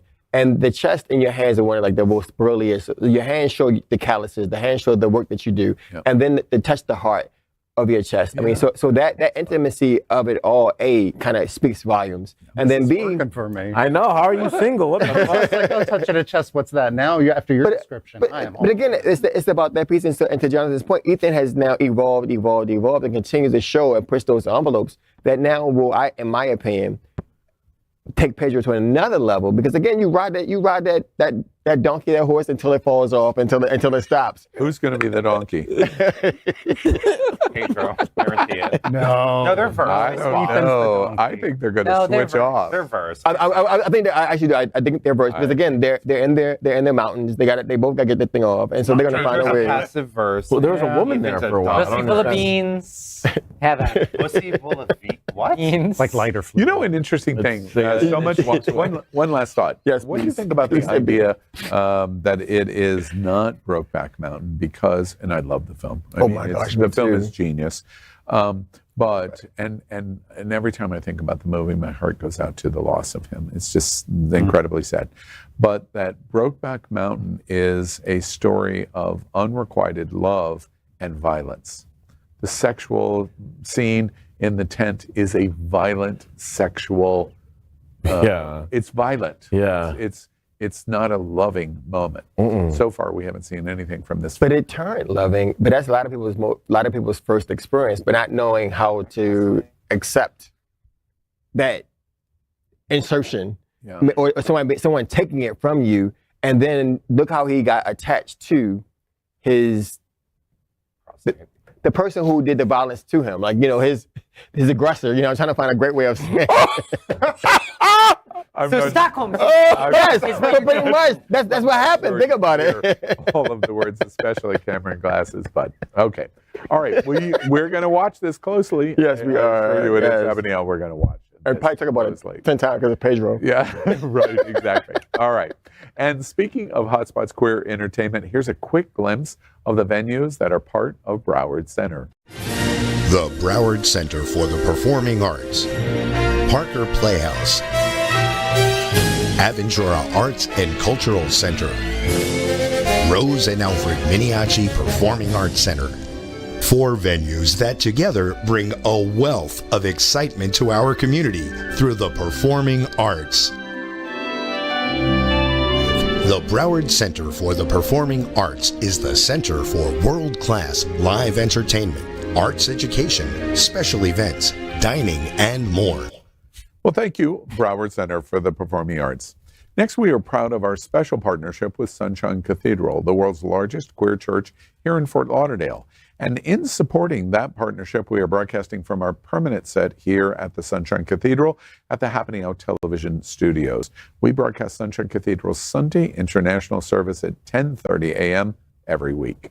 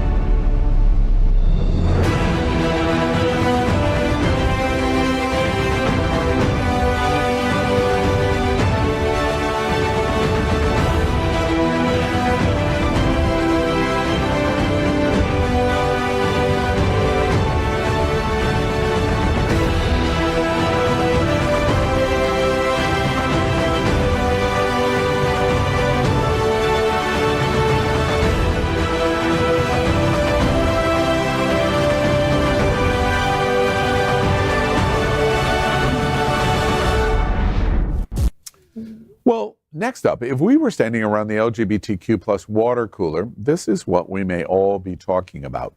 It's sponsored by Hot Topic. Hot Topic is an American retail chain with nearly 700 locations specializing in counterculture-related clothing and accessories, as well as licensed music. Hot Topic represents many varied interests of the LGBTQ plus community, including music, movies, graphic artists, gaming, and more. Hot Topic features one of the largest collections of Pride merchandise that celebrates all the aspects of our diverse LGBTQ plus community. Hot Topic is a major supporter of the diversity of our community and supports many events, festivals, and nonprofit LGBTQ plus organizations. And very notable is their support of the Trevor Project, the LGBTQ plus community's most important voice of LGBTQ plus young people. And that's why they are sponsor of It's Happening Out's Hot Topic. Here we go.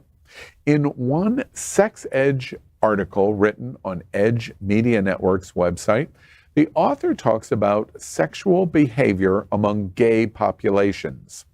Gay life can be much more messy and miscalculated than one anticipates. To live well requires constant negotiations. And of all of life's negotiations, none are more messy or more miscalculated than sex. According to the writer, Caged Jock, an OnlyFans model, the general rule of thumb in the LGBTQ plus community is the more open you are, the better. Being a pig connotes a certain openness to exploring outside of life's conventions. Hookup apps like Grindr, Scruff, and Sniffies has further upped the ante by enabling us to keep our fantasies at our fingertips. Sex has surely become safer and more accessible to the LGBTQ plus community than in the past. Our hot topic of the week: are gay men different about sex than straight men? What do we think? I think it takes us longer to get there. Straight guys, they have this whole middle school, high school, where they're experimenting and doing all kinds of crazy stuff when we are scared to take a shower. You know what I mean? And so I think that there's the natural tendency for us that when we do have that freedom to fully explore it. This is a really fantastic article as well. Just going into... and we congratulate Edge Media Network to come out on this limb of talking about our community. Featuring in that this author way. in that level of Excellent detail. for them. Yep. Yeah. So straight men do it just as much as gay men. The only problem is they don't talk about it, because the reason that they don't talk about it as often, they either have someone at home, or there's someone they're attached to. I haven't lived, and we talked about this on the show several times. I haven't lived in a closet and hung out with straight heteronormative folks. The women want to get knocked off just as much as gay men, and straight men want to meet that woman. And when you use the word knocked up, you have mean sex. have sex. You don't mean children. I'm sorry. Just have sex. Just have sex. Just have no. Knocked off mean just have sex and move on about the business. And so what the problem is, because our community is so under the microscope and laser focused at us to harm us, they only talk about the things that we do and not talk about what has always gone on in the straight community, while there's always that problem of he cheating on her, or that my friends can't come around because you've already talked to, or I'm afraid of them trying to take you over.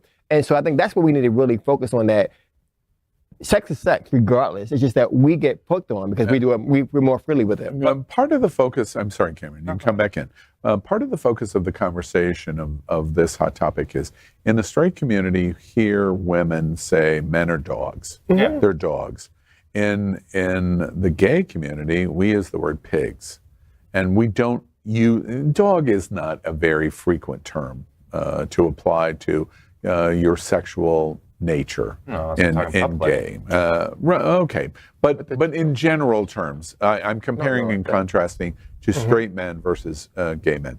Is there any difference? Do straight men have the propensity of the sexuality and the sexual nature in the same degree that gay men? I just don't think that they're allowed to be proud of it. I What know are you two. talking about? I know Don't you two. hear guys, straight dudes all the time being like, yo, man, I bagged this girl last night. Yo, I had sex with that girl. Is it that? That's the whole point, though. I'm talking about more like straight guys who are in swinger relationships and have been, and they don't really talk about it like we do. I don't think that's anything. I'm talking about, like, we're into piss play, scatting, fisting. Like, there are so much more things that gay.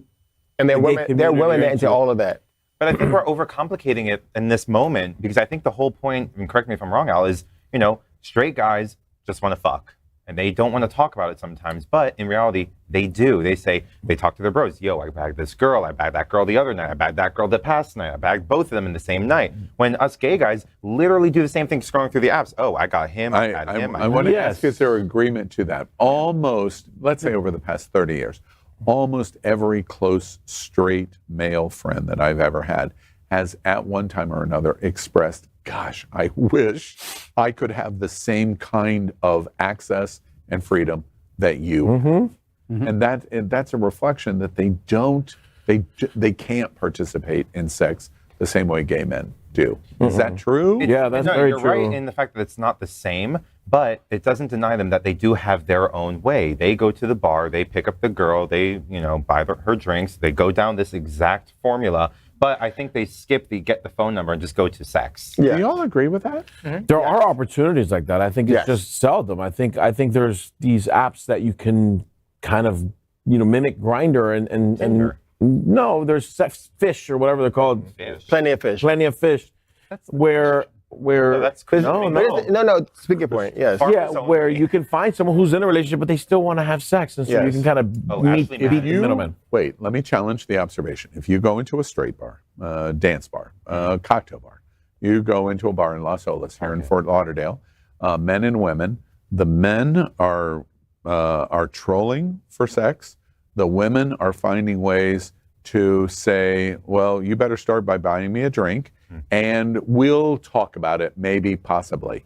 In the gay bar, 8 out of 10, unless they're in a relationship and blah, and blah, and blah, everyone is in the pool to go, we'll have sex. I disagree with all of that. And so I think there are women who go into the bar knowing that they want to have sex that night. Now, whether or not it happens or not, they're fine with. I think gay men do the exact same. That if it happens, it happens. If it doesn't, it doesn't. And I think what doesn't get talked about is the women liberation and allowing them to say, you know what, I just want to get my moment and move on about my business. And I think that's where you talk about dogs and pigs. that's a totally different thing too. Because do you all That's what I agree with mean. that? Yeah. That's what I mean. I'm like, dogs and pigs are two different things. But women go to the bar. I mean, think about Miami. Think about South Beach. There are folks who come here just to live their moment and then go home into their straight-laced life. So women can make those decisions. In Broward County, for example, there's no Club Fort Lauderdale for straight men. There isn't. Yeah, we just have better opportunities. They have swinger bars. No, they do. They have a swinger bar here. There's a swinger club here. The thing is, It's in Hollywood. maybe y'all Just so don't you know know. about these opportunities because you're not straight people, right? You're Also not, that. And that you're not part too. going to Also that. straight bars. You're not on dating apps for straight people, right? So like, you're not accessing those opportunities because why would you be? Well, the thing is, I have straight friends, and they've told me that Yes, women have come up. absolutely Women have straight. come up to my friends, Yes. and they've said, take me back to the car as long as my husband can watch. Like they have That's similar That's different. opportunities, but they're not the same frequency. I think. Or just open about it. I mean, there is a swingers bar here in Hollywood. I mean, and I do have friends very much that can speak about it. But it's again the level of accountability that we have amongst ourselves, where we can have those conversations, where the Puritan lifestyle says you can't talk about that because yet you be judged. Let me challenge that observation. Okay, there's a swinger bar in Hollywood. In Fort Lauderdale, we're in Sunrise, we're in downtown Fort Lauderdale, we're in Oakland Park, and best estimate, we're 1 out of 10 to straight male population. And we have 3 within 2 miles of each other. It's completely different in the number of people that are engaging in that kind of activity, or bars on Wilton Drive on Friday night or Saturday night that are very, very liberal and progressive. Okay, I'm talking in code. Where are you going to do that in a straight club? I think there's just also a little less game in our community when it comes to that, like this whole kind of We're I want lazier, to or is I that don't what want you've said? to. I think that there's less game. Would you say it's lazier? I love Would you say it. It's just easier, and we're not working as hard. We're just for it? we're more Yeah. direct. You have a discussion about what you want. It's not the I don't want to, I do want to kind of traditional straight back and forth. It's more negotiation. Let me come back to the observation that I made.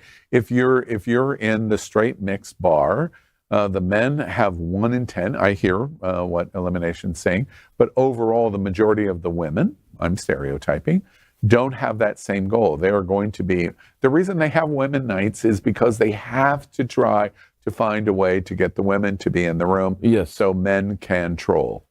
In the gay community, we don't have that because we're all trolling. Accurate. But we do have it, and so we do have it with underwear night. We do have it with jock night. We have it with those specific nights that lead to, if you just want to come for this one particular activity, come on this night. How about that we do those kind of nights just to get us there faster? But it's happening. Or to fill up. Or to fill it up. I mean, but to your point though, those nights are spearheaded just for those kind of opportunities. So if you come on a regular night, you may or may not. You may have that I don't. But however, if I'm coming on jock night, that person is already prepared to get the Leather insertable. community, you're an expert on the 2 big leather bars, identified as leather bars on Wilton Drive. They need no underwear night to accomplish whatever they want. Absolutely. And so to that point, yeah, absolutely right. But the people that's going there, so if you're going there to, let's say, receive, you have to prepare well in advance. And so that those individuals automatically have done the work. Same thing with a woman. When a woman goes out, she knows if she wants to get busy, she does whatever she needs to do to her body to do that work. What I'm saying to you is that both sides are equal. It's just that we as gay folks talk more about it than the women do because they cannot control their sexuality. Otherwise, they're looked upon in certain ways. That's why men go to those bars and try to take advantage of or try to find that particular population of women to take home, do what they got to do, and then go on by their business. Why would straight men express to gay men frequently then, gosh, I don't wish I was gay, but I wish I had those what gay has. Now we know we've heard that over and over again. Because they know it's a chase. It's way harder for them to get it than it is for us. It's a chase, but it's also like, point period. how There's no many argument. girls want to go to the club or the bar to actually meet someone specific or something more significant than just a hookup, when guys are just like, I just want to get my rocks off. The girls are There's like, so much I just more. wanna meet There's someone. so much of a checklist for that. But is Do it you have also a money? Do you have stereotype? car? Are we We're just feeding down into to that? Bang, and it's done. Like, we don't have questions like But are y'all feeding into the stereotype that all we do is have sex? I am so Or not. Is anyone But that's what surprised? I want him to say that. I want him to hear what he's all saying. this because historically, in the relaunch of season 4, Elimination is arguably the most progressively sexual. All day, absolutely. And now he's going, but not so much. Because we got to also remember too that stereotype has been thrown upon us that every day that we all we want to do is have sex. It's not a stereotype. It's not. So facts. Everyone's disagreeing. What's interesting about the conversation now is everyone's disagreeing with you. Just because I don't do it like that. So pause. So pause. Don't do that. Because thank you. Because if you're not having sex every moment, then you're not feeding that stereotype. I'm in a closed relationship, but I prior can to that still part. read Prior to that through part. it. But all I'm saying is, so what you all are saying is that every person that goes to the alibi tonight is fucking. Excuse me, it's smashing. Not everybody. So, But if I wanted to, I can get it So done guess what? way faster than my brother can at the bar. So your brother's going to the wrong bars and turns to the Going wrong to the women. straight bar. That's But what's wrong with it. he's going to the wrong bars. Not the straight women. The wrong bars. Listen. So the reality is that, like, historically, right, LGBT people, like, we did not have like big long-term things to look forward to, right? Like marriage, things like that. Like there was not like a conclusion. And a conclusion. Family, there, a life right? cycle. There is The 1960s, or even a long there life. is the now, there is the here. But what I'm saying, speaking from like the perspective of a young person, like everyone's fucking. You know what I mean? Everybody is. Everybody's like it is like.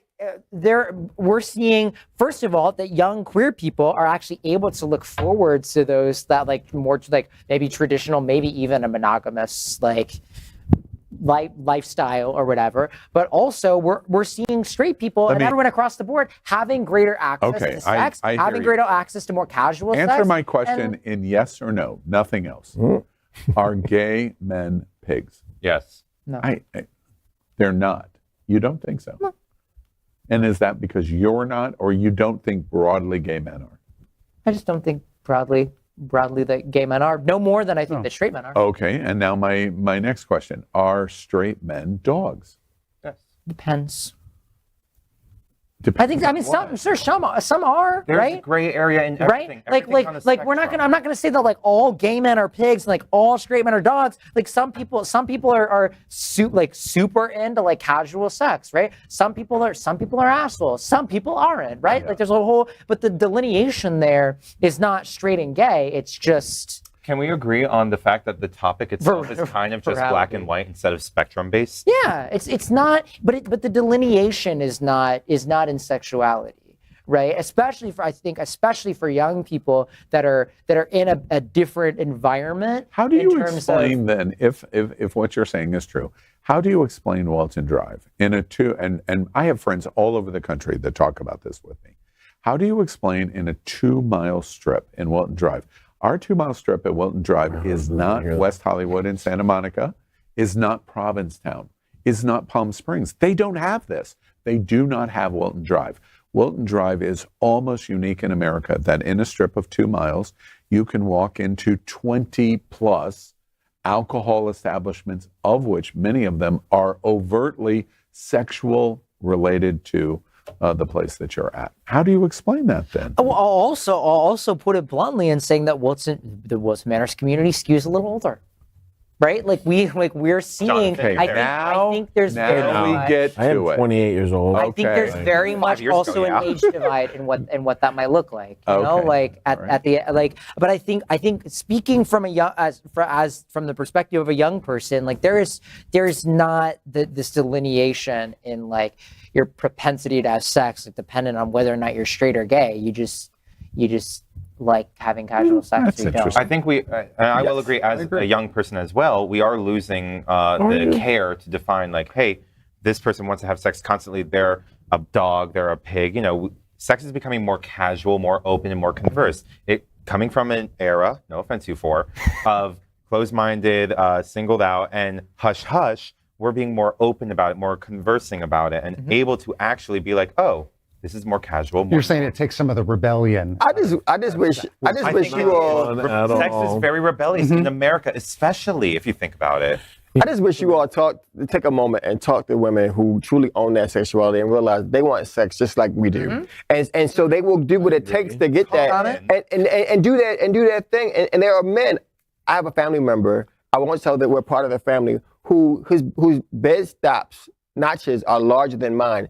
Very much heterosexual, very much heteronormal. But the only way his notches can be that way unless there are women who is willing to give it up to him. And so that's why I'm saying that women know and own their sexuality just like we do. The problem is we talk about it, we make it proud. If that were true, I'm not denying that that's not true. But if that was true, why is America enamored in Sex and the City by the character of Samantha?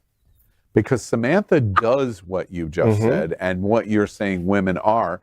But the reason why, and I'm asking, America is enamored with the Samantha character because she breaks the mold of what women are doing. You're saying all women are like that. And I'm saying, no, they're not. And that's the reason why they were enamored with Samantha. They want to be, but they can't be. Or their story is being told through Samantha, and it's now being accepted and loved through Samantha. I mean, again, ring the bell. It's interesting in terms of what Eddie proposes, and we congratulate. Yes, and I agree. Great article. All right. Next up is our game. Wait, it's exactly like our hot topic. It is sponsored by Andrew Christian, and it is our game, a playful conversation about sex. Andrew Christian is a literal representation of that playfulness and the world's most recognized sexy fashion brand for men. Iconic names like Trophy Boy, swimsuits, underwear, and are just the start of Andrew Christian. Founded by and dedicated to the LGBTQ plus community, Andrew Christian has become a status symbol for straight men wanting to adopt the style that Andrew Christian represents. The brand's support of our community is frankly unparalleled. Pride events, major parties, and charitable fundraisers, and many of the issues that have become critical to the gay community are all supported by Andrew Christian. And we congratulate Andrew Christian, the man, for making last year's prestigious Out 100 list. His brand presence in pop culture, entertainment, video, and so much more is why Andrew Christian is the sponsor of Shag, Marry, Chop. And before I introduce it, I should say we're getting ready. I've just done a 45-minute interview with Andrew Christian, and he basically spills the beans all the way from his teenage years of starting Andrew Christian out of the trunk of his car in California and his commitment to the kind of lifestyle that LGBT has just idolized. You're going to learn so much about the genius. Did you ask him the important question? Are all the hosts getting Andrew Christian back? Did you do that? Did you do that? Christian jockstraps, Bacardi Shot on a Virgin cruise. Yes. Well, I asked for one person. Let me just say that. They make them a size 50? That's right. All right. Actually, we talk about his new brand called Thick. I saw that, and I love that. I was about to give him kudos for that. Bam. But no, that was brand new. I spoke about it on this show in that seat right there. With that was so in the entire right. Wait, now we're not going to go into that. We're not going to do that. But yes, we're going to wait for my interview. You're going to learn lots of interesting things. Yes, I love it. Okay. Shag, Marry, Chop. This time our theme is here are the sexiest trans women in entertainment. And that's who we're going to pick. Kim Petras or Laverne Cox or Hunter Schafer. All right, Cameron, let's start with you. Shag, Marry, Chop. I am going to shag Kim Petras. Ever since Coconuts came out, I just wanted some of that juicy water and that sweet, sweet meat. Have you ever been with a trans person? I have. Have you? I have. I don't discriminate. I mean... wait. No. That's not a question of discrimination. It's just a question of opportunity and choice and desire. Well, let me say this then. To me, parts don't matter. Whether that makes me pansexual or not, I don't really care to label myself. I just say, hi, I'm Cameron. If you want to call me gay, that's fine. But, to me, parts don't matter in essence at all, as long as the person I'm enjoying my time with is enjoying their time with me as well. Excellent. Shag is Petras, and who are you marrying? I am marrying the lovely, the exquisite Laverne Cox. Yeah. Everything Laverne does is iconic while being stunningly beautiful, perfect in every aspect that they can be. I'm just enamored by Miss Laverne. And I'm going to reveal something. I don't know who Hunter Schafer is. Hey guys. Yeah, so I'm going to chop the beautiful. Hunter. We'll call it a Gen Z thing. Yes. Tell me about that. Oh, you don't either? But it's a Gen Z show. It's not a Gen Z She's thing. the youngest It one is. there. It's a Gen Z like She's 24. I'm caught up with Dylan Mulvaney at the moment. I don't know. That. Heard. Period. Are you hard? Mark, save us here. Who are you shagging? But give me more to watch. I'm actually going to have to follow camera, but for slightly different reasons. Kim Petras for the vinyl rubber leather of it all. Accurate. She would be a fantastic time. She would just have to be. Laverne Cox, I mean, has been an activist since I was a baby gay. Plus, then my new name would be Mark. I'm curious. Wait. Let's stay on Petras a moment. Would you bottom for Kim Petras? Dominatrix all the way. I mean, if we're going to be together, we're doing everything. That's not what I asked you. I very specifically said, Magic. are you bottoming for Kim Petras? And I think I very specifically told you yes, and that's included among we our didn't other hear the yes activities. loud and clear. So I'm just saying came it's back. celebratory. Okay, Yes. very good. All right. So Laverne Cox, just because then I'd be Mark Silver Cox, which is just too cool of a name. Plus, we're like the same age, so we can talk together. Mark She's Silver taller than Cox. me, so we would look cute in pictures. So yeah, me and Laverne Cox for sure. And then Hunter Schafer. Oh wait, another curiosity. Would Luke like the three-way relationship with Laverne Cox? Wow, you're really getting in deep, huh? Wow. And you were assuming that Luke likes threesomes. Yeah, you are. Well, He's does British. he? He's British. I think that if he was gonna go for somebody on this panel, it would be Laverne Yes, Cox. thank you. For sure. That didn't mean that he liked threesomes. Pause. Take all that snap. And Hunter is He really snapped. White man snapping at you. What's Oh up my with gosh. that? What did you do? Flick mayonnaise all over the face. Is that what you're trying to do? Oh, you Hunter is Hunter, I'm sorry. And what we don't like using, I don't think, chop on trans. So I'm just going to say that she's the one that I would pass on. But it's only because she's 24 and I already train every day. I just want I just want to make sure I'm clear. You told us that we need to be politically correct in shag, marry, chop. Really? I'm drawing a line. It was a trans person. I'm chopping a line right there. Right, exactly. And Maxx Fenning, who are you? I can't wait for this. You like we have. Who are you shagging? Here, actually. So I would also shag Kim Petras because just like, come on, like she could sing to me while we're fucking. And then Gayest I would, fantasy ever. Yeah, and Petras, then you would bottom for. whatever. He already told you Yes bossy about or it. He no? did the hair. Like that made me kind of excited. Like I said, first. That made me kind of excited. Defend yourself. First. You just won't go, of course I would, yes. Yeah, he did. He did. I I'm not agree. He going to do did. that. I'm not going to. He just doesn't want to be pigeonholed into that. No, I do whatever. He's going to pigeon his darling. Okay. All right. Again, like Mark said, among our numerous activities. Oh my goodness. Stop. Go on, we have Max. I'm we trying have to help a you. real big thing about the top and bottoms thing. Yeah. We do, in this community. We shame ourselves on the bottom. We do. It's like what? Life would be boring without bottoms. Right. Life would be. They do. Right. They do. So why don't you bottom? Because I have no interest. I don't worry about your world. I'm good. All right. Your Mary is. Also, I love you. Fox. I mean, just actually, she'd intimidate me, but I think I'd like it. Oh. Yeah. Yeah. And then I don't know. Hunter, she's real pretty. Yeah, she's really pretty and doing 0 for 3 tonight. I don't know. She's very pretty, but I don't know who she is. She I don't presented know a her. bill to the legislature on trans rights. She's an activist. She's just a younger She's an one. actress. Oh, And- okay. and Oh, model. you know what? I didn't know that. Okay, that changes things. Actually, I'm going to marry her.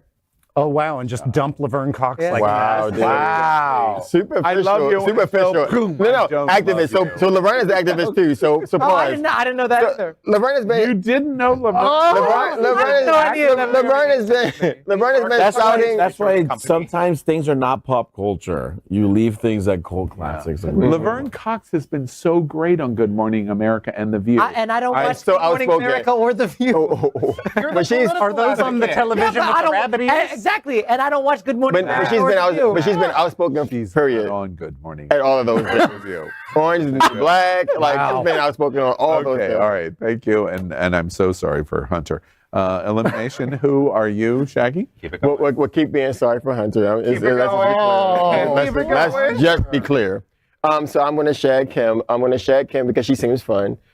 Shag is all about the shagging and we're done. You know, I'm pretty sure we don't have a lot in common, but except for the fun, which will be good. I like to do the and all of that and love her for that moment.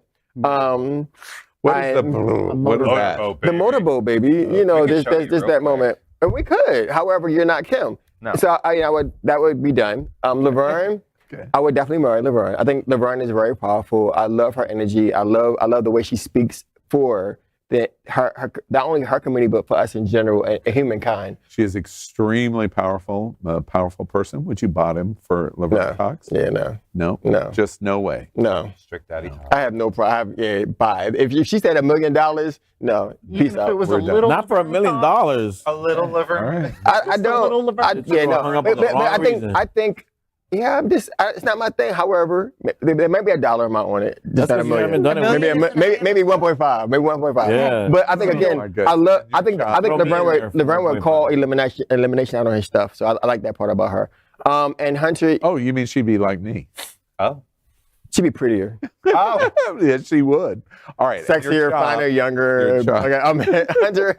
Yeah, Hunter, sweetheart. Yeah, I have a friend for you, but yeah, not me. Not That is the Mr. gentlest Casañas. dog. Yes. So this is actually a really good panel.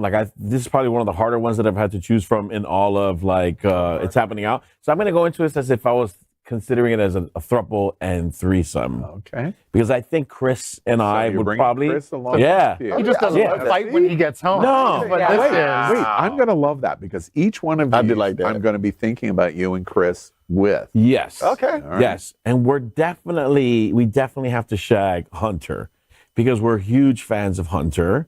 And we have to marry Kim Petras. Wait, just you're fans of her? Why? Because we love the show that she's on. She's actually really, really good performer. She's good on social media. She's beautiful. We really I forget the name of the show. Oh, wow, such a fan. The Euphoria. Sorry, Right. Euphoria. And Thanks, production. Euphoria. Which is a Gen Z show. It is a Gen Z show. Never I seen just it. haven't seen it. It's Advocacy really good. show. It's very much a Gen Z show. It's about addiction and Okay, but the issue, I take it one step farther. Why do you think for you, Euphoria and she resonates and she's beautiful and I love what she does and I love her activism and you see the complete strikeout at the rest of the table? What's different in what you see about her? just because when I have sex, there's more of a connection involvement there. Like I in terms of like my thruppling, if I were to thruple, I want there to be some sort of a connection for Chris as well. I don't want it to get weird. I want it to be so that we are both aligned and that we can walk away and go, that was cool, and then see the person the next day and be like, hey. So it's that the was fun. shared admiration Yes. that you have. Yeah, So yeah, that way you know And everybody's Chris would in feel on that it. way too. I 100% think That's yeah. interesting. Okay, Yeah. We all can right. on the phone right now. Yeah, all right. Then why would she be the Mary instead of the shag? And Because that's why we're it's gonna hear even who's the harder. Mary. The connection is even harder with I Kim already know Petras. who the Mary is. Kim Petras. Kim Petras, we connected when she came out with her Halloween album. Like it blew our minds, and we played it over and over and over again, and it changed our world. And then now she did this song with. See, I'm just saying, I knew that this was coming because of the music interest. Yes, and it becomes then sexual. I 100%. love this creative voice and what they're singing and what. Yeah, and then all of a yeah, sudden, yeah. now we go to a different. Yeah, level. and I think Laverne's gonna get the chop because Laverne, I think, would be way too aggressive and way too intense. Too much. And like, I want to be the aggressor, bitch. Yeah, you're being in charge. Yeah, well, for sure. Yeah. Like, aggressor? Yeah. I need you to relax right now. Did you see how I just shut you down? No, girl, keep trying. Look, we all know you can go from Wesley Snipes to Wendy Williams in 1.8 You know, seconds. it's funny this response, and I'm sitting here going, just like I'm thinking about you in the throuple for each of these, and now he pulls himself in, and I'm thinking about you and Luke and him. Oh, Cameron. You mean Chris? Chris. Chris. I'm going. That's it. What? Why? So y'all are both swingers, and then also. No, that's not what that's called. He said committed. Yeah, apparently. me Maybe too. you don't know me outside this table. Don't forget. That's okay. You'll still get choked out. All right. Oh, wait. All right. With so much shagging, marrying, and chopping. And choking. And choking, apparently. Let me remind you of what we absolutely love about Andrew Christian.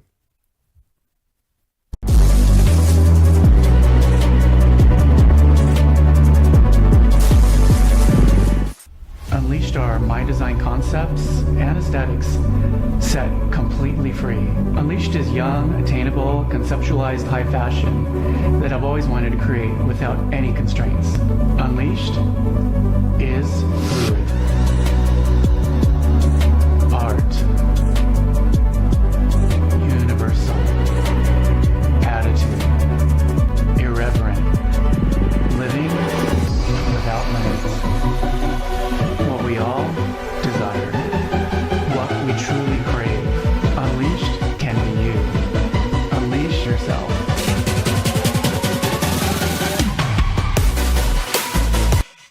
Thank you, Andrew Christian, and be sure and watch my interview with him. You're going to be fascinated. It's time to say goodnight. So let's hear from our host for one final time, and let's begin with a goodnight from Mark Pettitt. Good night, everyone. Take these conversations with you, to your family, to your friends, and keep them going.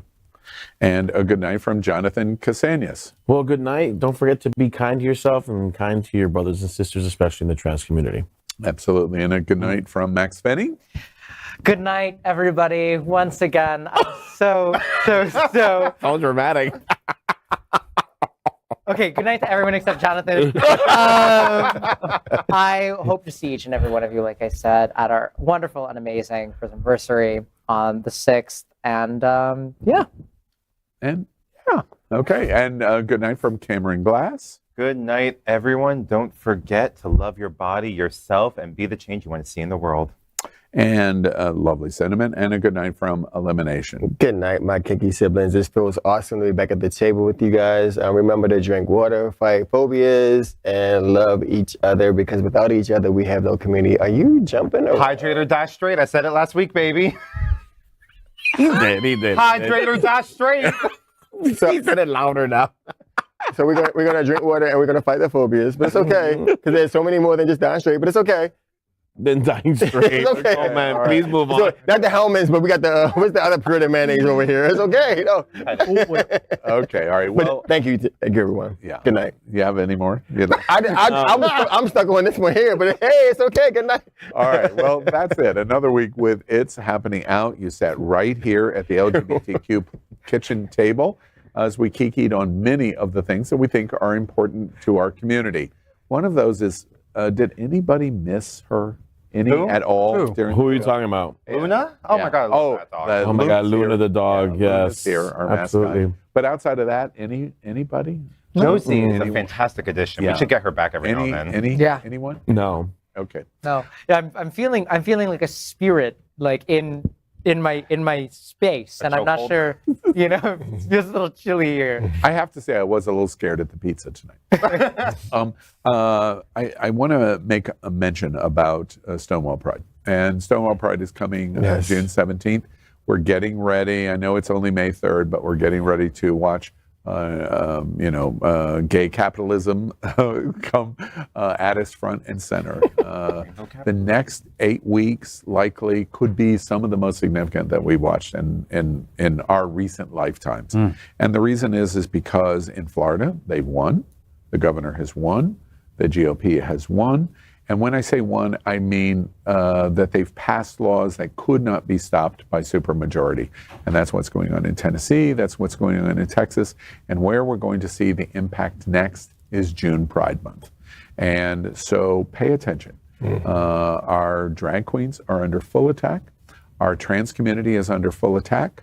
Our people of color community and LGBT are under full attack. And this time, privileged white guys will also be under attack. Because if we stand in support through June Pride Month, we very much may feel the ramifications of what the super machine is getting ready to do to crush us under its wheels of oppression. And if you don't think you're in it, I think now you're making a dramatic mistake. All I'm asking you to do is to pay attention to what is going on.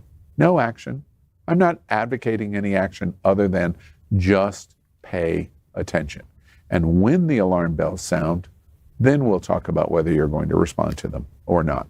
But just pay attention, because we are likely going to see unprecedented things happen in the next 60 days to our community. We invite you to follow our 501c3 nonprofit experiment. Is our LGBTQ plus community important to you? That was the challenge that I just put out to you, just to pay attention to it. Our mission means we deeply believe it is. We encourage you to pick up a Hotspots magazine on newsstands all over South Florida. And Queer News Tonight is covering all of the LGBTQ plus news of South Florida, America, and our world. And it's daily and live at 8 p.m. on Roku and Apple Television and many other television platforms. And our flagship is with you right here, right now, here tonight, and every Wednesday at 9 p.m. Because remember, if it's important to you, it's happening out. Until next time, good night. Good night.